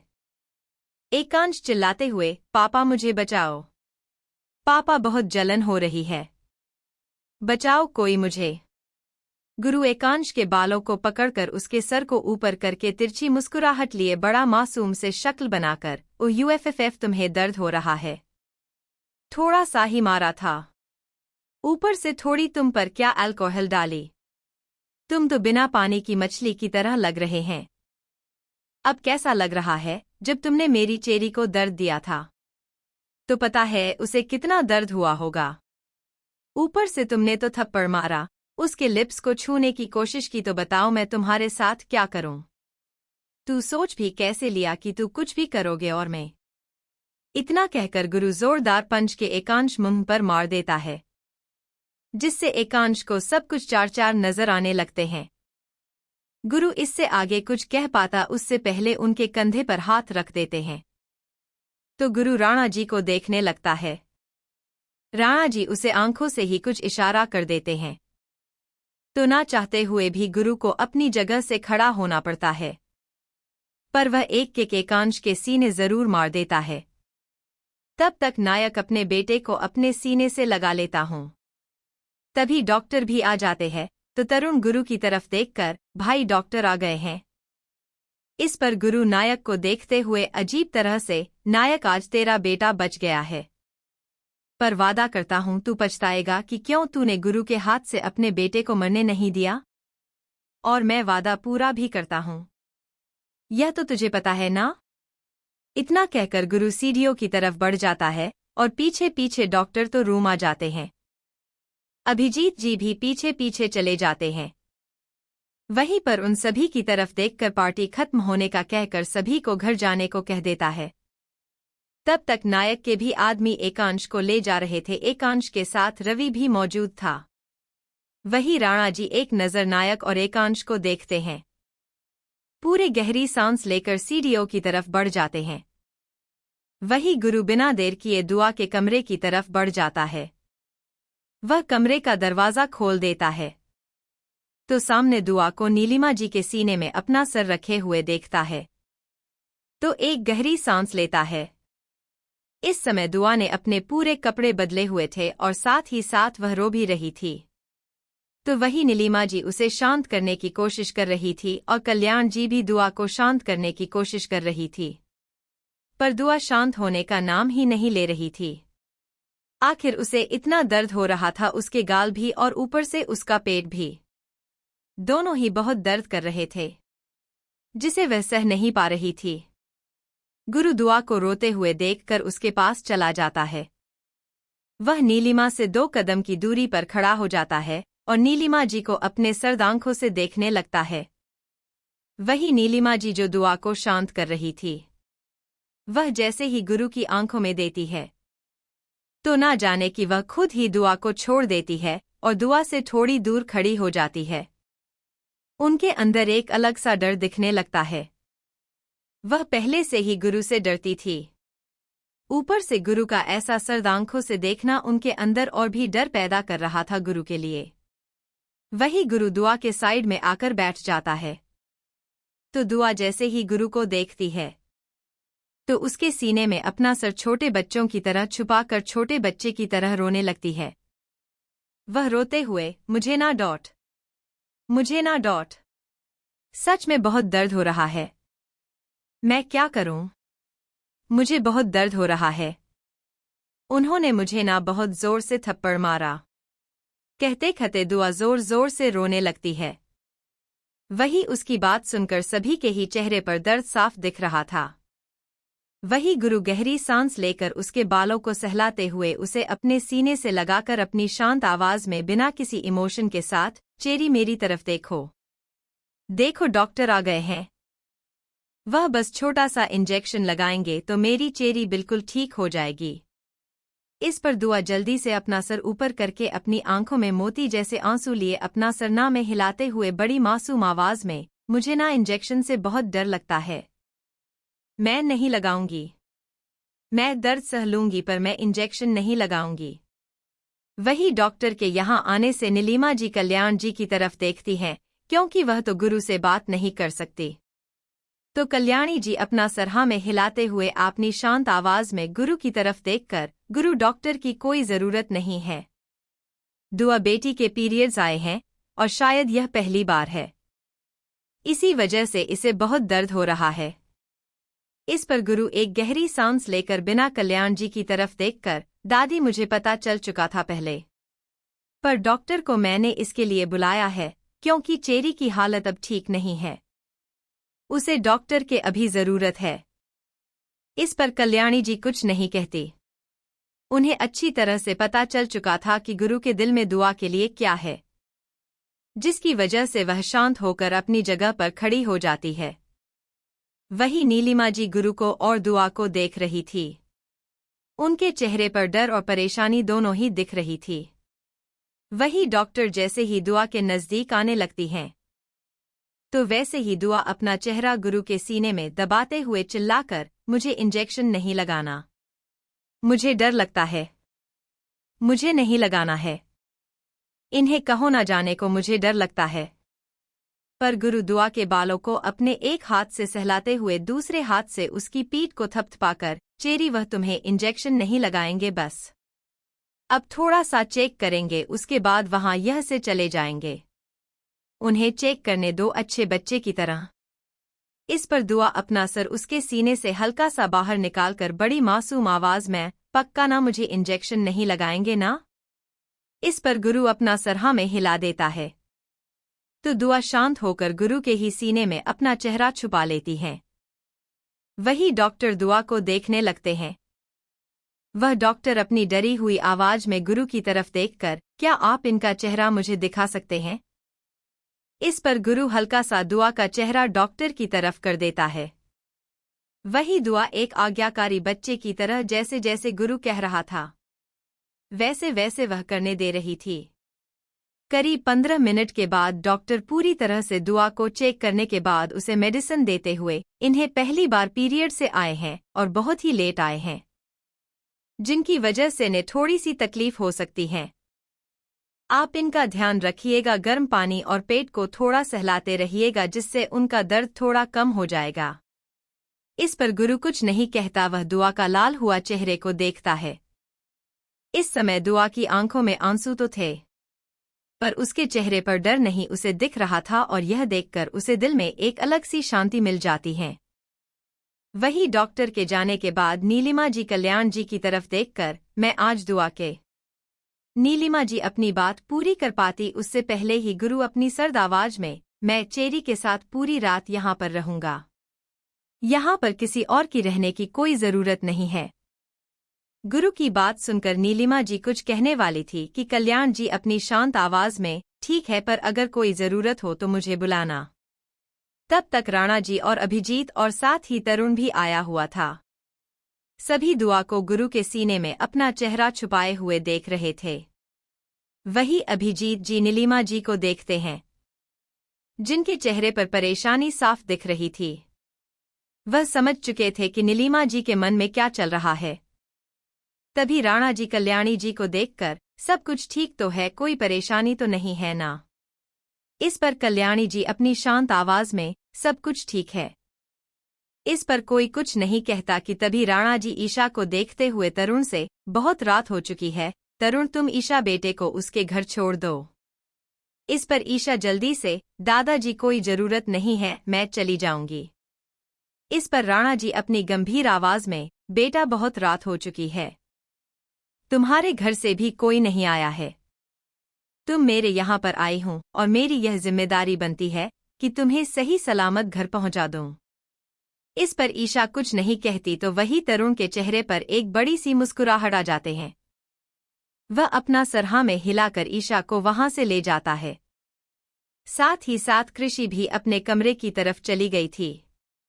वही कल्याणी जी राणा जी के साथ चली गई थी, पर नीलिमा जी जो दुआ के कमरे से जा रही थी, वह बार बार पीछे मुड़कर दुआ को देख रही थी।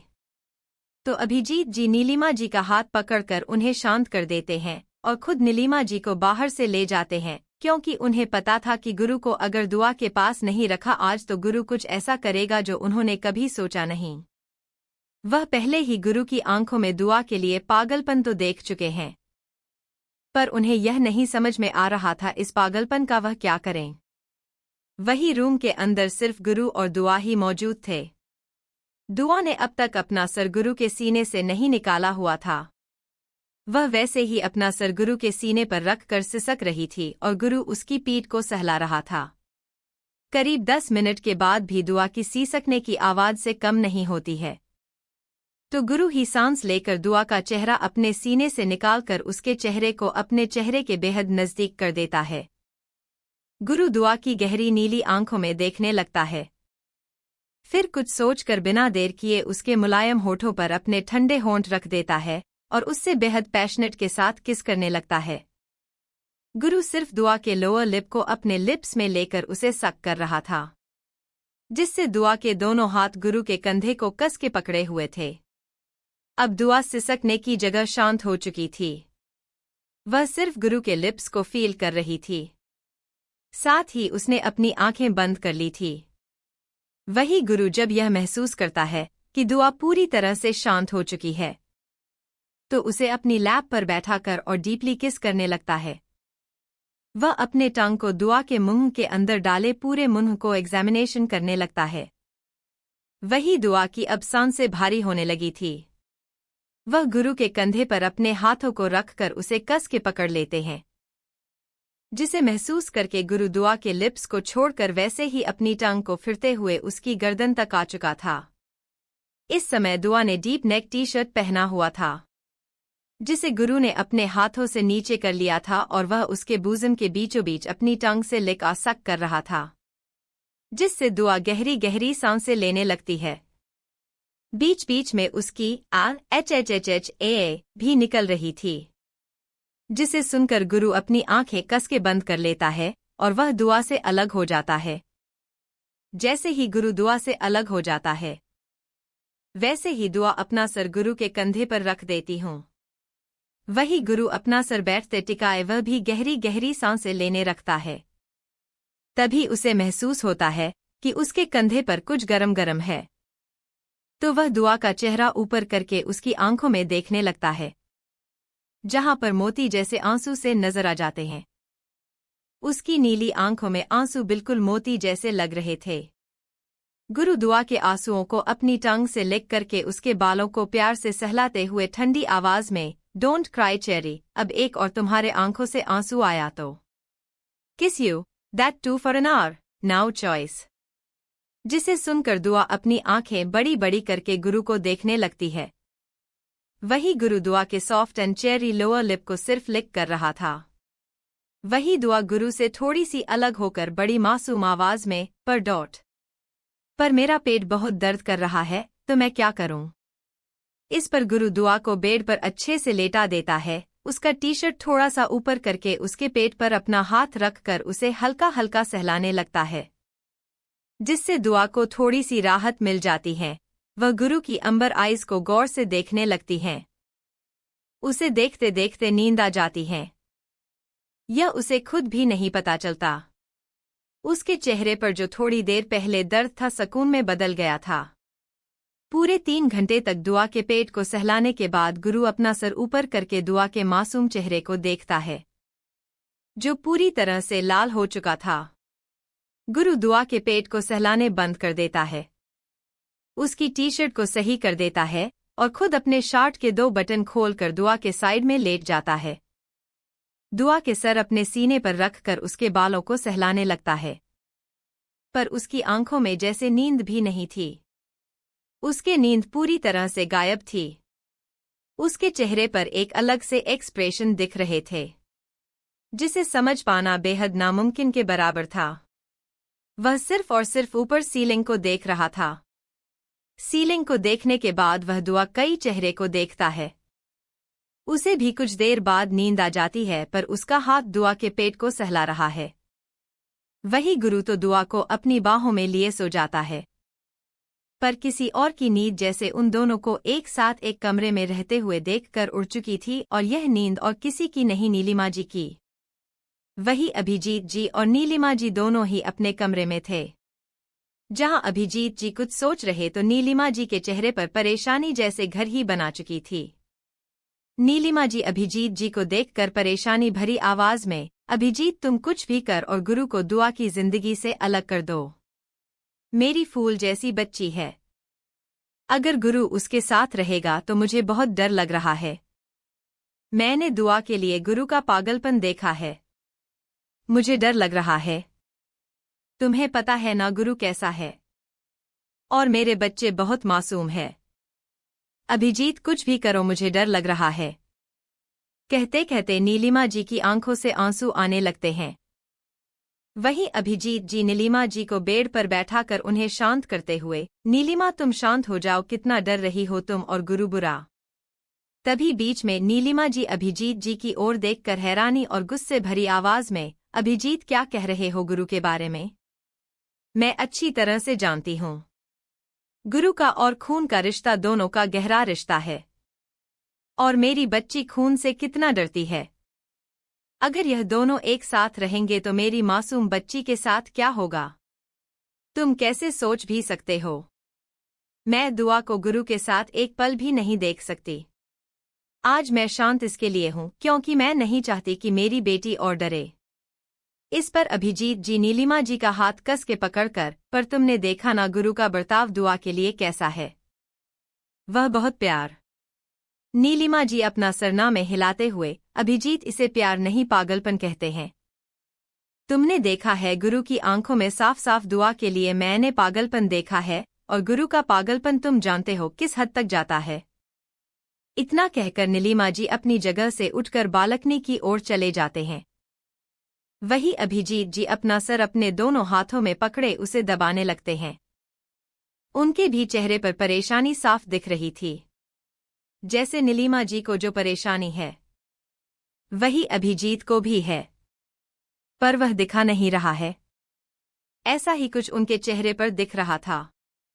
वही राणा जी के रूम में कल्याण जी राणा जी की तरफ देखकर कुछ सोचते हुए, राणा जी मैंने नीलिमा के चेहरे पर डर देखा है, मुझे नहीं लगता कि गुरु का। तभी उनकी बात बीच में कटे हुए राणा जी, नीलिमा बहू को अब यह सब एक्सेप्ट करना होगा। मैंने गुरु की आंखों में दुआ के लिए पागलपन देखा है। शायद मुझे नहीं लगता कि गुरु दुआ को खुद से अलग करेगा। अब कल ही पता चलेगा कि आखिर गुरु के मन में चल क्या रहा है।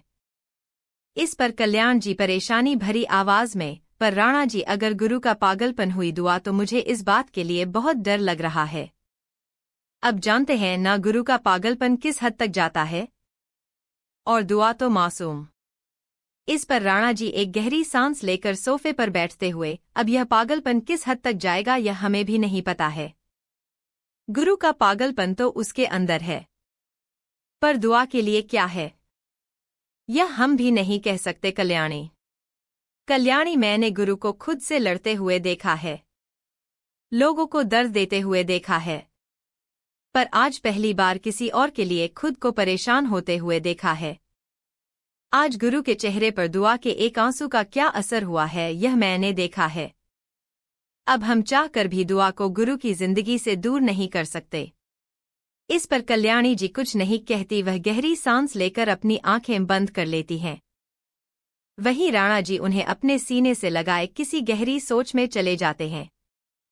वहीं दूसरी तरफ एक बड़े से घर के सामने तरुण ने अपनी कार रोक हुई थी और ईशा मुंह बनाते हुए कार में बैठी हुई थी। तरुण ईशा की तरफ देखता है, जो बाहर देख रही थी। तरुण बिना देर किए उसे अपनी लेप पर बैठा लेता है, जिससे ईशा अपनी आंखें बड़ी बड़ी कर लेती हैं। ईशा खुद को तरुण की गोद से आजाद करते हुए, यह क्या हरकत है, छोड़ो मुझे, वैसे भी घर आ गया है मेरा। इस पर तरुण ईशा के गालों को अपने अंगूठे से सहलाते हुए तिरछी मुस्कुराहट लिए, तो ठीक है आज ही ससुर जी से मिलकर आता हूँ। तुम्हारा बाप तो मुझे कुछ करेगा भी नहीं और वह तो खुश हो जाएगा कि मैं तुमसे शादी कर रहा हूँ। इस पर ईशा अपनी आंखें छोटी करके, और वह क्यों? इस पर तरुण ईशा की कमर को कस के पकड़कर उसके चेहरे को अपने चेहरे के बेहद नजदीक कर लेता है। उसके बालों को उसके कान के पीछे करके, ईशा तुम भी जानती हो और मैं भी बहुत अच्छे से जानता हूँ तुम्हारे बाप को। वह कैसा है यह मुझसे बेहतर कौन जान सकता है। वैसे भी एक बात याद रखना, मैं तब तक शांत बैठा हूँ जब तक वह तुम पर हाथ नहीं उठा रहा है। जिस दिन उसने हाथ उठाया ना उस दिन तुम्हारा बाप। कहते कहते तरुण ईशा के सॉफ्ट लिप्स पर अपने लिप्स रख देता है और उसे पैशनेट किस करने लगता है। वही तरुण के ऐसे किस करने की ईशा पूरी तरह से हैरान हो जाती है। वह अपने दोनों हाथों से तरुण को खुद से दूर धकेलने की कोशिश कर रही थी। वही तरुण ने अपने एक हाथ ईशा के दोनों हाथ पकड़े हुए थे और दूसरे हाथ से ड्रेस के ही ऊपर से ईशा के बूज़म को कस के पकड़ लेता है, जिससे ना चाहते हुए भी ईशा को अपना मुंह खोलने लगता है। वही ईशा के मुंह खोलने से तरुण अपनी टंग से ईशा के हर एक कोने को महसूस कर रहा था। वही ईशा भी अब शांत हो चुकी थी। वह गहरी गहरी सांसें लेने लगती है, क्योंकि आज पहली बार तरुण उसे किस कर रहा था। यह दोनों मिलते तो हमेशा थे, पर कभी दोनों में हाथ पकड़ने के आगे कुछ भी हुआ नहीं था। जब तरुण यह महसूस करता है कि ईशा को सांस लेने में दिक्कत हो रही है, तो उसके लिप्स को छोड़कर उसकी गर्दन पर अपने होंठ रखकर उसे बाइट कर देता है और फिर उसी जगह पर लिक करने लगता है, जिससे ईशा तरुण का शर्ट कसकर अपनी मुट्ठी में भर लेती है। वही तरुण ईशा के गर्दन से अपना चेहरा हटा देता है। वह उसकी आंखों में देखकर उसके बालों को अच्छे से सेट करते हुए, अब जाओ घर और कल स्कूल आ जाना। इस पर ईशा अपने लिप्स की तरफ फिंगर पॉइंट करते हुए मुंह बनाते हुए, आपने मुझे किस क्यों किया? यह बहुत गंदी चीज है, मुझे बिल्कुल पसंद नहीं आई। ईशा की बात पर तरुण अपनी सर्द आंखों से उसे देखकर, तुम्हें किस करने का हक सिर्फ और सिर्फ मेरा है। आइंदा से मुझसे ऐसी बातें की तो परिश यू, वह भी ऐसी की, I don't think you will mind that. इस पर ईशा अपनी आंखें छोटी कर लेती है, पर वह कुछ कहती नहीं, तो वही तरुण उसके लिप्स को लिक करके गहरी सांस लेते हुए, जाओ वैसे भी बहुत लेट हो गए हैं। इस पर ईशा अपना सर हम हिलाकर तरुण के लैब से उठकर घर की ओर चली जाती है, पर वह जाते समय एक बार पीछे मुड़कर देखती है, तो सामने तरुण उसे ही देख रहा था, जो उसे आंख मारकर वहां से चला जाता है। वही ईशा अपने सीने पर हाथ रखकर गहरी सांस लेती है और वहां से मुस्कुराते हुए घर की ओर चली जाती है। वही सुबह का वक्त। राणा मेशन। दुआ का कमरा। सुबह जब दुआ की आंखें खुलती है तो अपना सर किसी मुलायम चीज पर महसूस करती हैं। वह अपने सर को उस मुलायम जगह पर रब करने लगती हैं। उसके चेहरे पर एक मुस्कुराहट आ जाती है।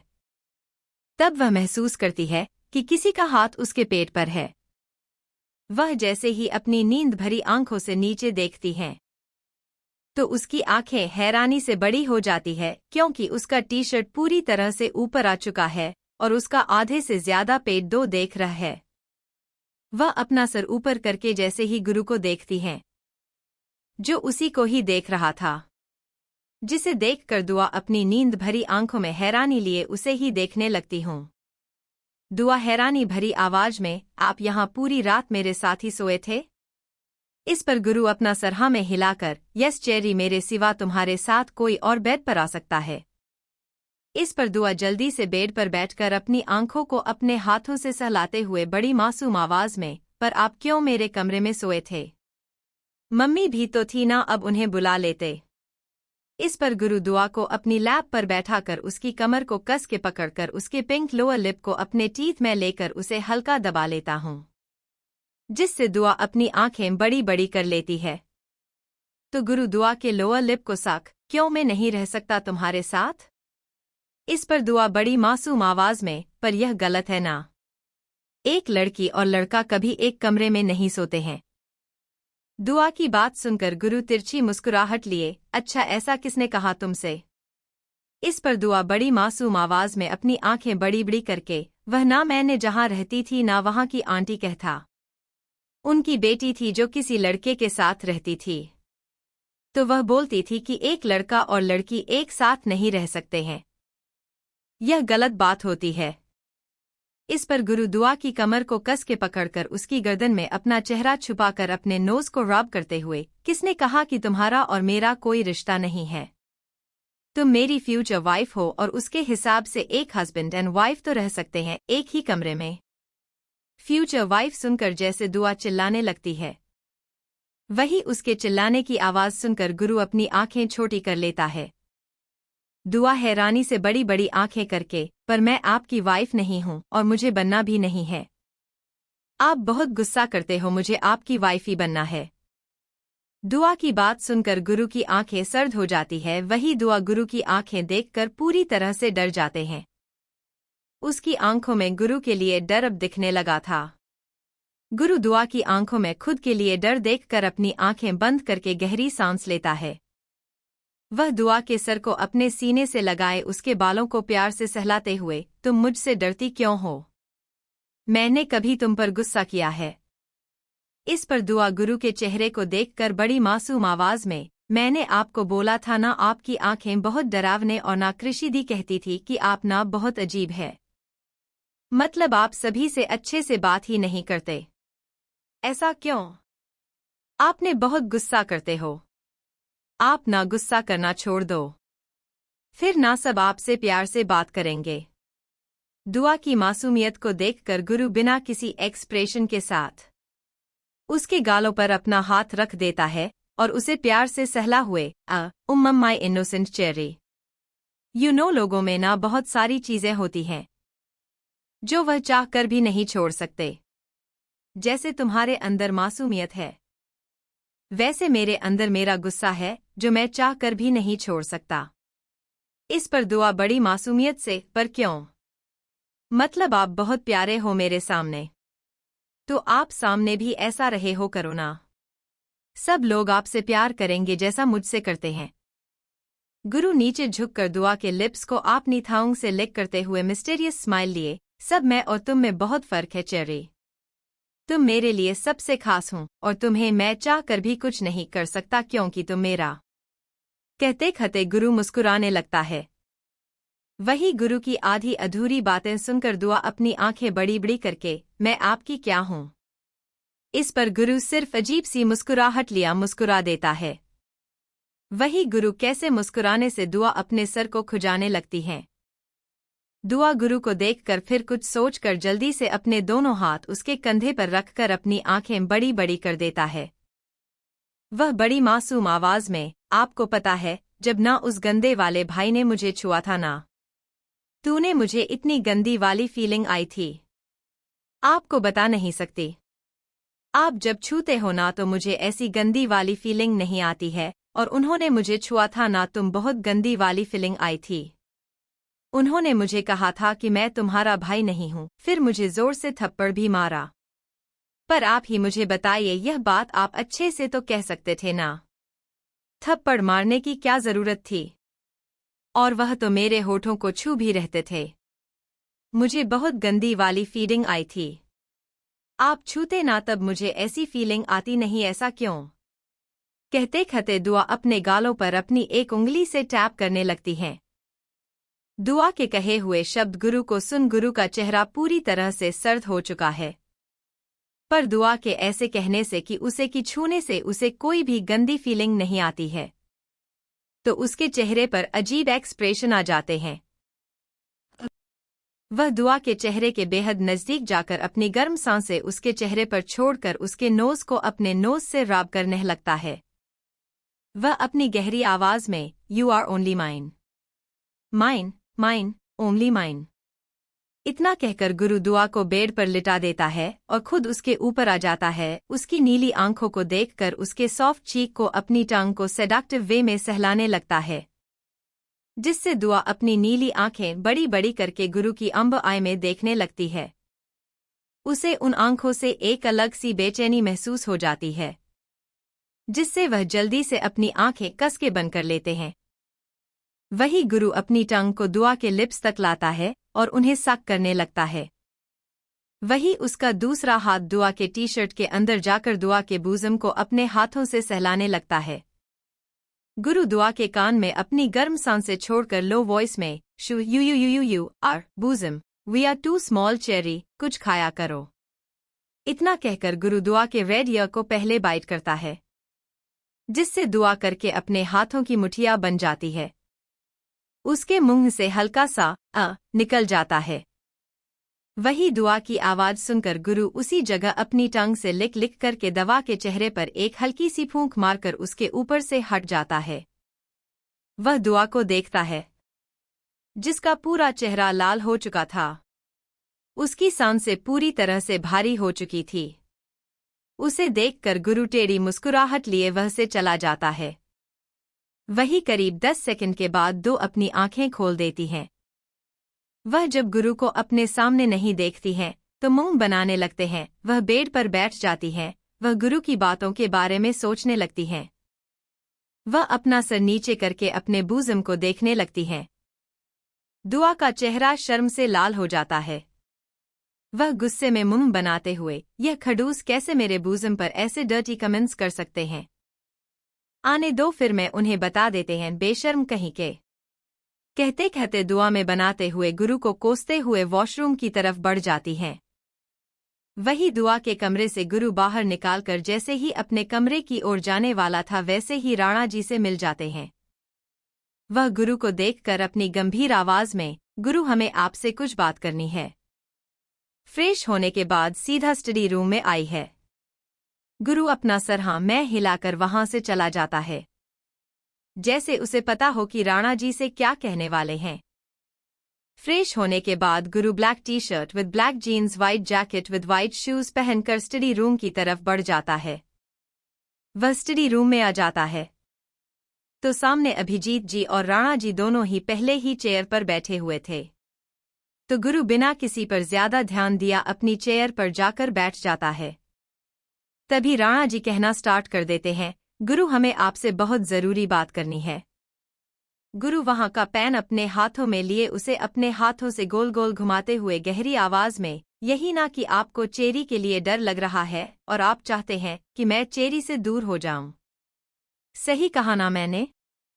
इस पर अभिजीत जल्दी से, सही कहा तुमने गुरु, नीलिमा पूरी तरह से डर चुकी है और वह नहीं चाहती है कि तुम्हारा और प्रिंसेस का कोई रिलेशन हो। इस पर गुरु अभिजीत को देखकर तिरछी मुस्कुराहट लिए तो इन लॉ से कहेगा कि उनकी ख्वाहिश तो उनका दामाद पूरा नहीं कर सकता। गुरु की दुआ सिर्फ गुरु की ही है। इस पर राणा जी अपनी शांत आवाज में, पर गुरु दुआ के बारे में तो सोचो तुम, क्या वह तुम्हें पसंद करती है?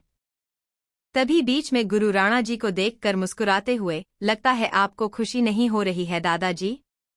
आपको तो खुश होना चाहिए कि आपके पोते की जिंदगी में कोई आ रहा है और आपको जिस बात की परेशानी थी वह खत्म हो चुकी है। इस पर अभिजीत जी अपनी गंभीर आवाज में, हम सब तब खुशी होती जब दोनों तरफ से प्यार होता, पर मुझे यहाँ पर प्यार नहीं नजर आ रहा है। गुरु मैं प्रिंसेस को तुम्हारे साथ नहीं रह सकता, अगर जबरदस्ती करोगे तो डॉट। इस पर गुरु अपनी जगह से खड़ा होकर, तो क्या छोटे पापा, तो क्या क्या करने की ख्वाहिश है आपकी? पर दुआ को गुरु से अलग नहीं कर पाओगे। दुआ गुरु का पागलपन है और आप सभी को तो पता है कि गुरु का पागलपन उसके अंदर है, उसकी नस नस में उसका पागलपन भरा हुआ है, तो आपको क्या लगता है आप अलग कर पाओगे? इतना कहकर गुरु वहां से जाने ही वाला था कि डॉट। तभी राणा जी को सोचते हुए, गुरु तुमने ऐसा क्यों कहा कि गुरु की दुआ छीनी हुई है? इसके पीछे का मतलब मैं जान सकता हूं। इस पर गुरु बिना पीछे मुड़े अपनी मिस्टीरियस वे में, आपको क्या लगता है? सोचे और मुझे बताइए, फिर मैं आपको बता देता हूं। इस पर राणा जी कुछ सोचते हुए अपनी आंखें बड़ी करके हैरानी से, कहीं तुमने?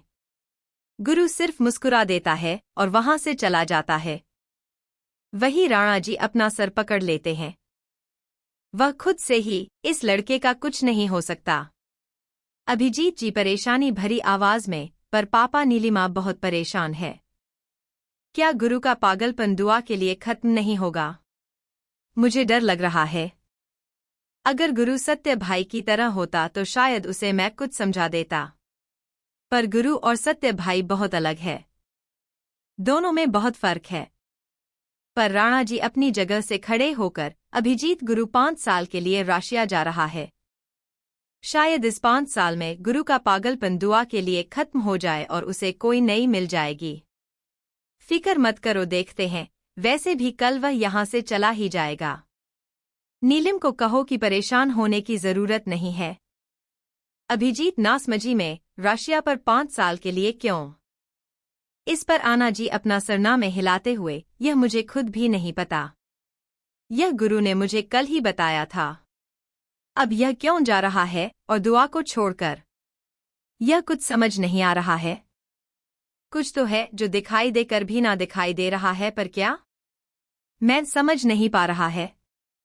वैसे भी गुरु के दिमाग को आज तो कोई पढ़ पाया नहीं है सिवाय सत्या के।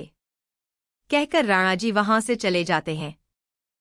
वही अभिजीत जी भी अपना सर मिलाते हुए अपने कमरे की तरफ बढ़ जाए है। वही गुरु अपने कमरे में आ जाता है। वह वॉशरूम में जाकर फ्रेश होने के बाद अपने बेड पर बैठ जाता है कि तभी उसे किसी का कॉल आ जाता है। वह कॉल अटेंड करने के लिए बालकनी में चला जाता है। गुरु कॉल उठा लेता है तो सामने से भूरा, बॉस काम हो गया है, रात के 3 ही जेट रेडी करवा दिया है। गुरु कुछ सोचते हुए, और गुरु के और का मतलब समझते हुए भूरा बॉस नायक ने अपने बेटे को ही रात को कहीं गायब कर दिया है। किसी को भी पता नहीं है कि उसका बेटा है कहाँ पर। गुरु जोर जोर से हंसते हुए, नायक को क्या लगता है अगर वह अपने बेटे को गायब कर देगा तो वह गुरु के हाथ से बच पाएगा।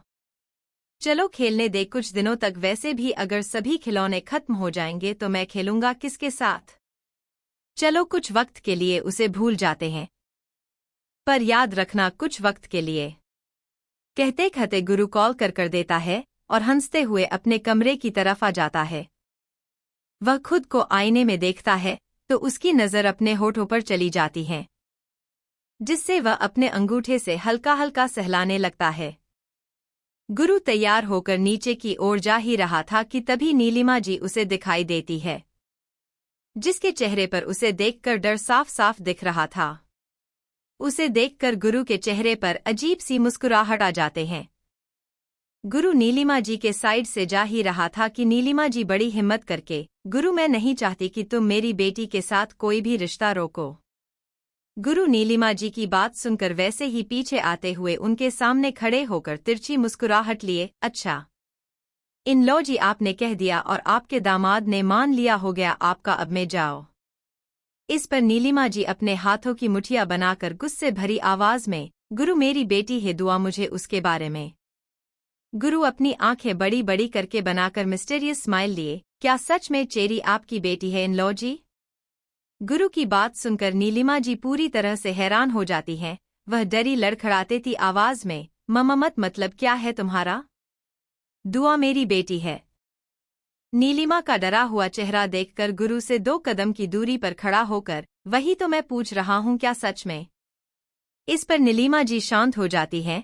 वह गहरी सांस लेकर अपनी नजरें इधर उधर करते हुए, हाँ दुआ मेरी ही बेटी है। तुम किस बारे में बात कर रहे हो यह मुझे नहीं पता है।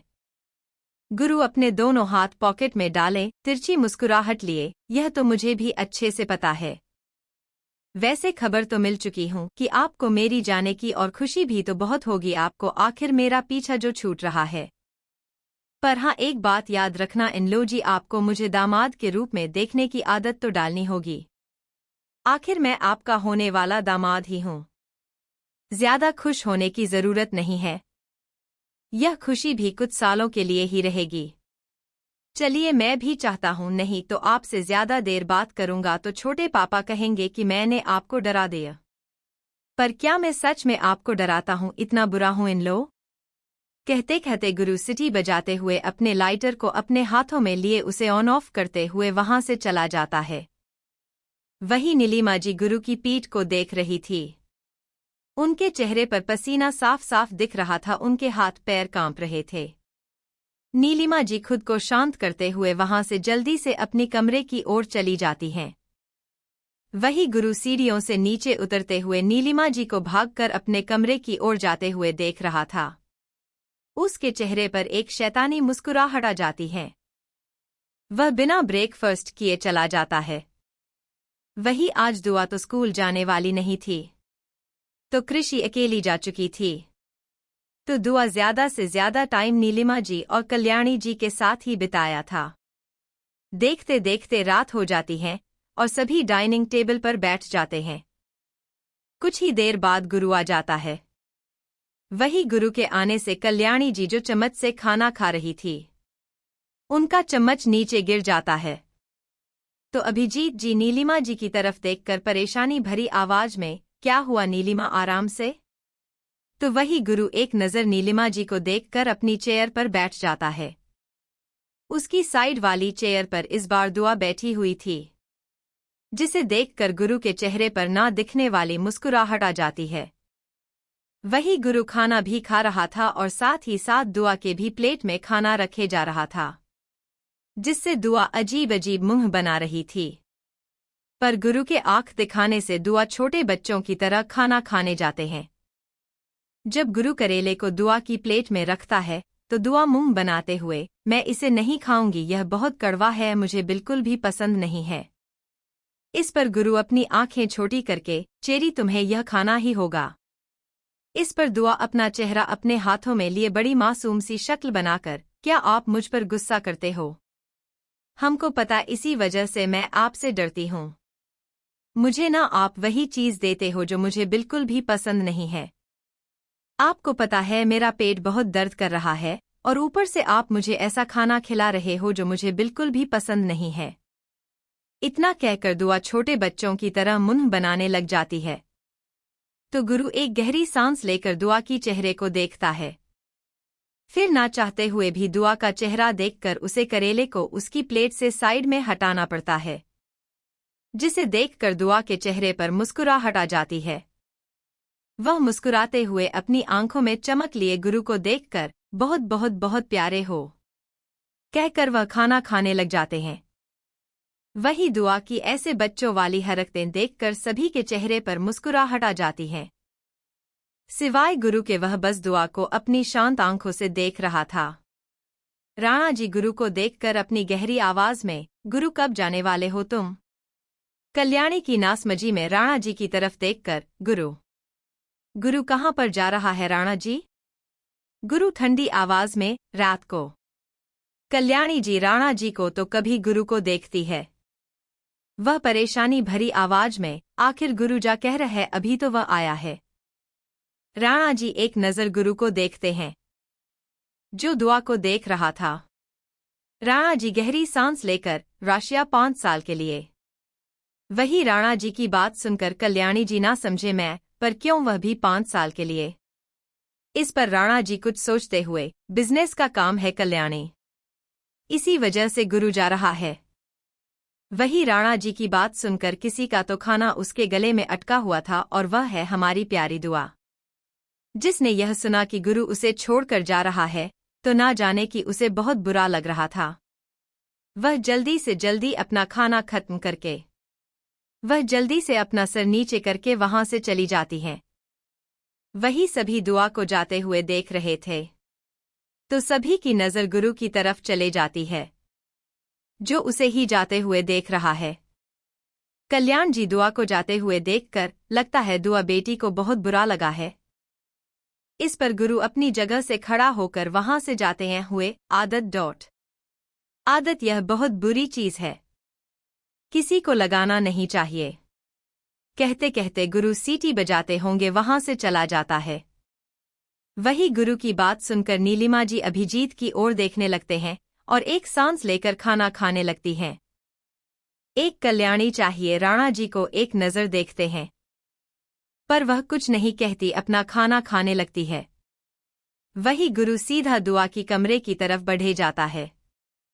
वही दुआ अपने कमरे में आकर बेड पर बैठ जाती है, खुद से ही मुंह बनाते हुए, आखिर यह खड़ूस कैसे जा सकता है, वह भी बिना बताए मुझे। कहते कहते दुआ के आंखों से आंसू आने लगते हैं। वह रुवासी आवाज में, आखिर क्यों मुझे सब लोग छोड़कर जाते हैं? पहले दादी, फिर पापा। यह कहते कहते दुआ अपना सर घुटनों में छुपाए रोने लगती हैं। उसे बहुत बुरा लग रहा था गुरु के जाने की बात सुनकर। भले ही गुरु और दुआ 3 दिन ही मिले हो, पर गुरु ने दुआ पर अपना ऐसा असर छोड़ा है कि दुआ के दिल में उसने अपनी अलग ही जगह बना दी है, जो दुआ को खुद भी नहीं पता है। वही दुआ अपना चेहरा घुटनों में डाले रो ही रही थी कि तभी वह महसूस करती है कि कोई उसके बालों को सहला रहा है।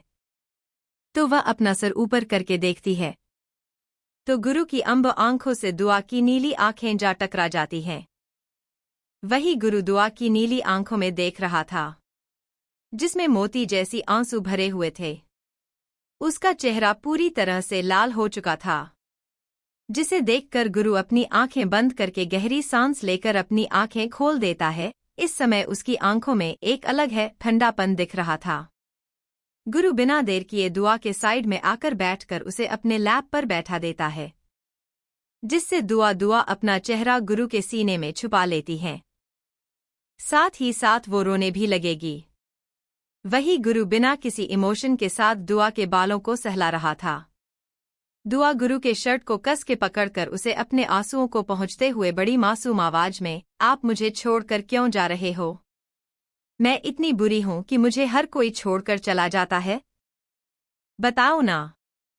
दुआ की बात सुनकर गुरु का चेहरा पूरी तरह सर्द हो जाता है। वह दुआ के चेहरे को अपने सीने से बाहर निकालकर उसकी गहरी नीली आंखों में देखकर, चेरी तुम्हें किसने कहा कि तुम बुरी हो? इस पर दुआ बड़ी मासूम सी आवाज में, तो फिर आप मुझे छोड़कर क्यों जा रहे हो? आपको पता है मुझे सब छोड़कर जाते पहले दादी गई फिर पापा गए और आप। कहते कहते दुआ बहुत जोर से रोने लगती है। दुआ के आंसुओं को देखकर गुरु के हाथों की मुठिया बन जाती है।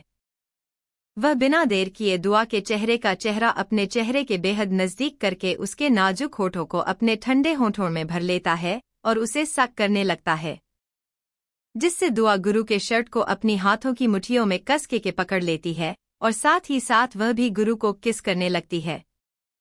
उसे किस तो नहीं आ रही थी, पर हाँ गुरु के लिप लिकिंग कर रही थी, जिससे महसूस करके गुरु के चेहरे पर तिरछी मुस्कुराहट आ जाती है। गुरु 10 मिनट के बाद दुआ को छोड़ देता है, तो दुआ अपना चेहरा गुरु के सीने में छुपा लेती है। वही दुआ अपना चेहरा बिना गुरु के सीने से निकाले बड़ी मासूम आवाज में, आप क्यों यहाँ से जा रहे हैं? आपने कहा था कि मैं आपके फ्यूचर वाइफ हूँ, तो फ्यूचर वाइफ को कोई छोड़कर जाता है क्या? गुरु दुआ को कस के अपनी बाहों में भरकर गहरी आवाज में, पर किसी ने मुझे कहा था कि मेरी वाइफ ही बनना नहीं है, तो अब। इस पर दुआ अपने दांतों तले अपनी टांग को काट लेती है। वह अपने लिप्स को बाइट करने लगती है। वह मुंह बनाते हुए, तो मुझे बनना नहीं है मैं बता रही थी। गुरु दुआ के बालों को सुनते हुए, अच्छा तो तुम्हें तो खुश होना चाहिए ना चेरी कि मैं तुम्हें छोड़कर जा रहा हूँ। तुम्हें तो बहुत खुश होना चाहिए। इस पर दुआ का चेहरा पूरी तरह से मुरझा जाता है। अपना सर ऊपर करके गुरु के चेहरे को अपने दोनों हाथों में पकड़े बड़े प्यार से, पर अगर मैं कहूँ क्या आप मुझे छोड़कर मत जाओ तो आप नहीं जाओगे? कहते कहते दुआ बड़ी मासूमियत से अपनी आंखें बड़ी बड़ी करके गुरु को देखने लगती है। गुरु दुआ को देखने एक गहरी सांस लेता है। वह दुआ के सर से अपने सर को रब करते हुए, कुछ चीजें वक्त के साथ होनी जरूरी है, नहीं तो बाद में वह हमें दर्द देने लगती है।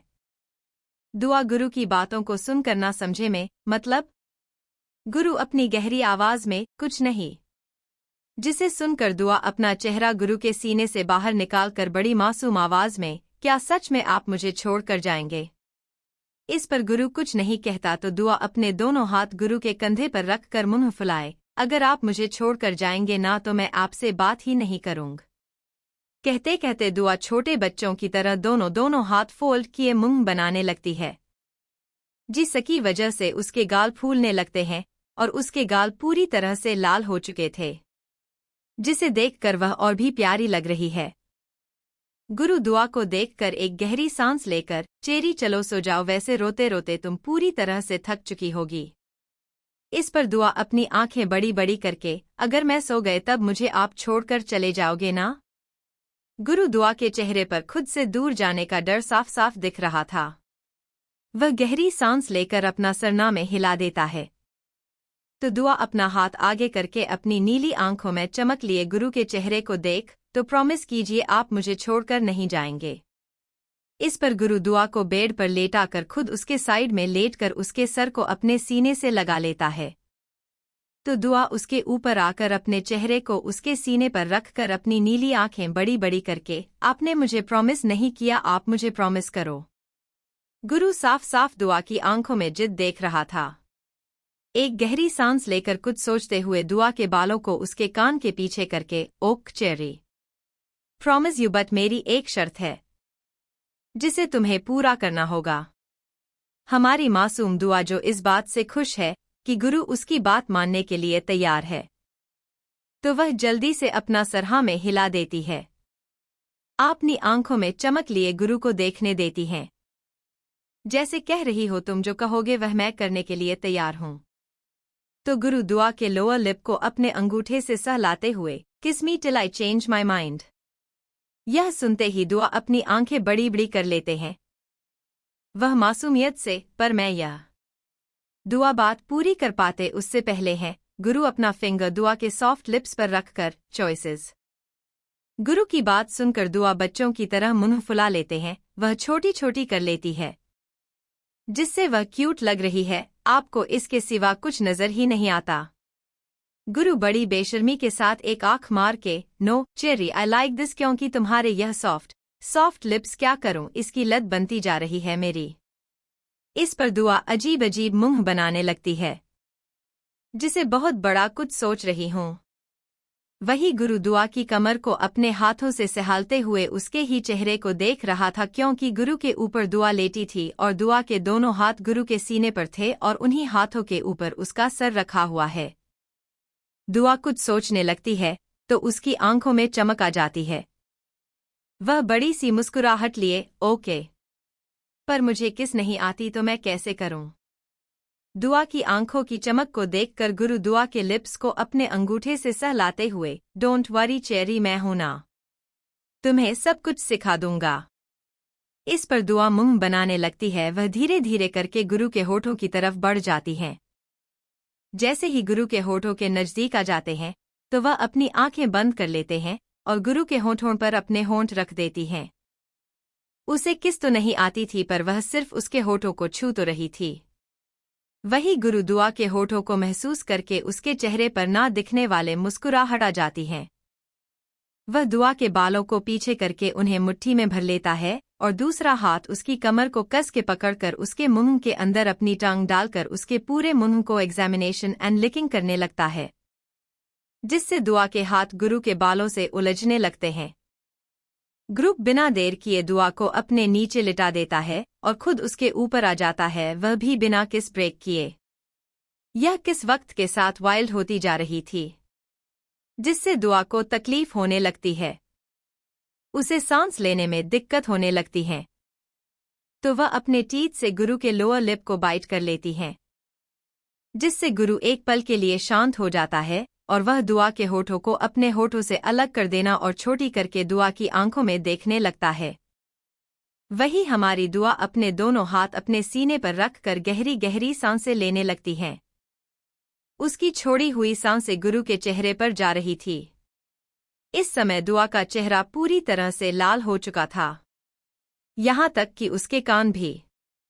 वही गुरु दुआ के चेहरे को देख रहा था, तभी उसकी नज़र दुआ के चेस्ट पर चली जाती है, किसकी वजह से दुआ का टी शर्ट थोड़ा नीचे आ चुका था, जिसकी वजह से उसकी चेस्ट साफ साफ गुरु की आंखों के सामने थी, जिसे देखकर गुरु का गला सूखने लगता है। मेरी सांस लेकर बिना देर किए उसकी चेस्ट पर अपनी थांग से लिकिंग करने लगता है, जिससे दुआ जो सांसें ले रही थी वह अपनी आंखें बड़ी बड़ी कर लेती है। वह नीचे सर करके गुरु को देखने लगती है, तो वही गुरु दुआ के चेस्ट को छोड़कर उसके लिप्स पर अपने लिप्स रुक करता है। वह किस करने की जगह उसे के चेरी लोअर लिप्स की बाइट कर देता है, जिससे दुआ के मुंह से हल्की सी एच निकल जाती है, जिसे सुनकर गुरु उसी जगह पर अपनी टंग से सॉफ्टली लिक कर देता है, जिससे दुआ को थोड़ी सी राहत मिल जाती है। वही गुरु दुआ के लोअर लिप को छोड़कर उसे अपनी ओर कर लेता है, अपने ऊपर अच्छे से लेटाकर उसके सर को अपने सीने से लगा लेता है और उसके बालों को सहलाने लगता है। वही दुआ जो अब पूरी तरह से थक चुकी थी, वह गुरु के बालों को सहलाने से किसी बिल्ली के बच्चे की तरह उससे लिपट जाती है। अपने छोटे छोटे हाथों से गुरु की कमर को टाइटली पकड़ लेती है, जैसे उसे डर था कि कहीं गुरु उसे छोड़कर ना जाए। वही दुआ के ऐसे टाइटली पकड़ने से गुरु के चेहरे पर एक तिरछी मुस्कुराहट आ जाती है। वह अपनी आंखें बंद करके दुआ के बालों को प्यार से सहलाने लगता है। कुछ ही सेकंड में उसे अपने सीने पर गर्म गर्म सांसें महसूस हो जाती है, तो अपनी आंखें खोलकर दुआ के चेहरे को देखता है, जिसके चेहरे पर दुनिया भर की मासूमियत देख रही थी। दुआ को सच में ही दुनियादारी का कुछ नहीं पता था। उसे तो बस लोगों को खुश करना और सभी को प्यार देना, यही तो उसे आता था। कहाँ उस नादान को पता था कि इस दुनिया में एक और एक दुनिया है जो इतनी खतरनाक है कि वह सोच भी नहीं सकते। वही करीब 1 बजे गुरु का मोबाइल वाइब्रेट होने लगता है, तो वही गुरु जो दुआ को अपनी गहरी आंखों से देख रहा था, तब उसका ध्यान दुआ से हटकर अपने मोबाइल पर चला जाता है। कॉलर आईडी पर भूरा का नाम देखकर गुरु दुआ के चेहरे को देखने लगता है, जो बड़े सुकून के साथ उसके सीने पर सर रखकर सो रही है।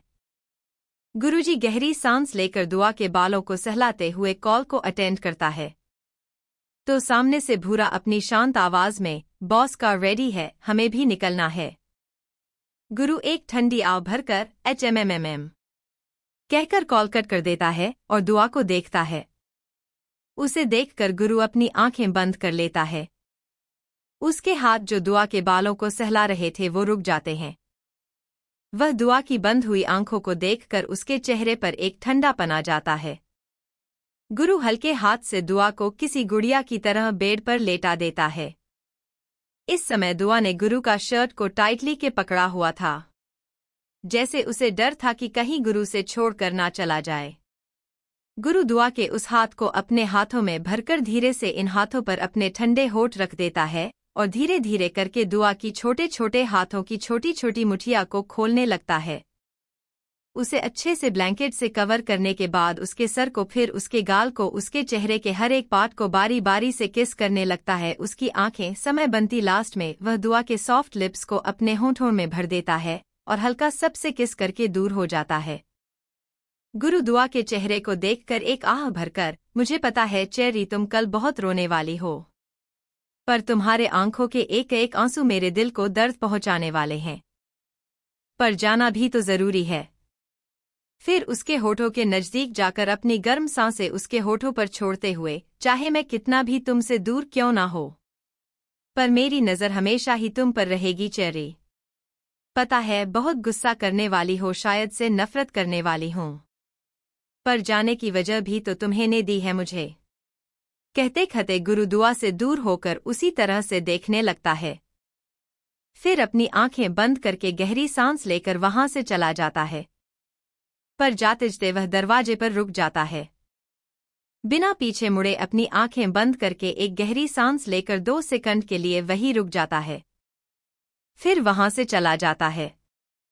वही गुरु विला के बाहर आ जाता है तो भूरा गुरु के लिए दरवाजा खोल देता है, तो गुरु कार के अंदर बैठ जाता है। वह एक नजर राणा मेंशन को देखता है, फिर आंखें बंद करके अपनी पॉकेट से सिगरेट निकालता है, पर वह जैसे उसी सिगरेट को अपने होठों पर रखने वाला था वैसे ही वह रुक जाता है। उसे सिगरेट को बॉक्स में डालें वह बॉक्स सीट पर फेंक कर अपनी आंखें बंद कर लेता है। वही कार हवाओं से बातें करने लगती है।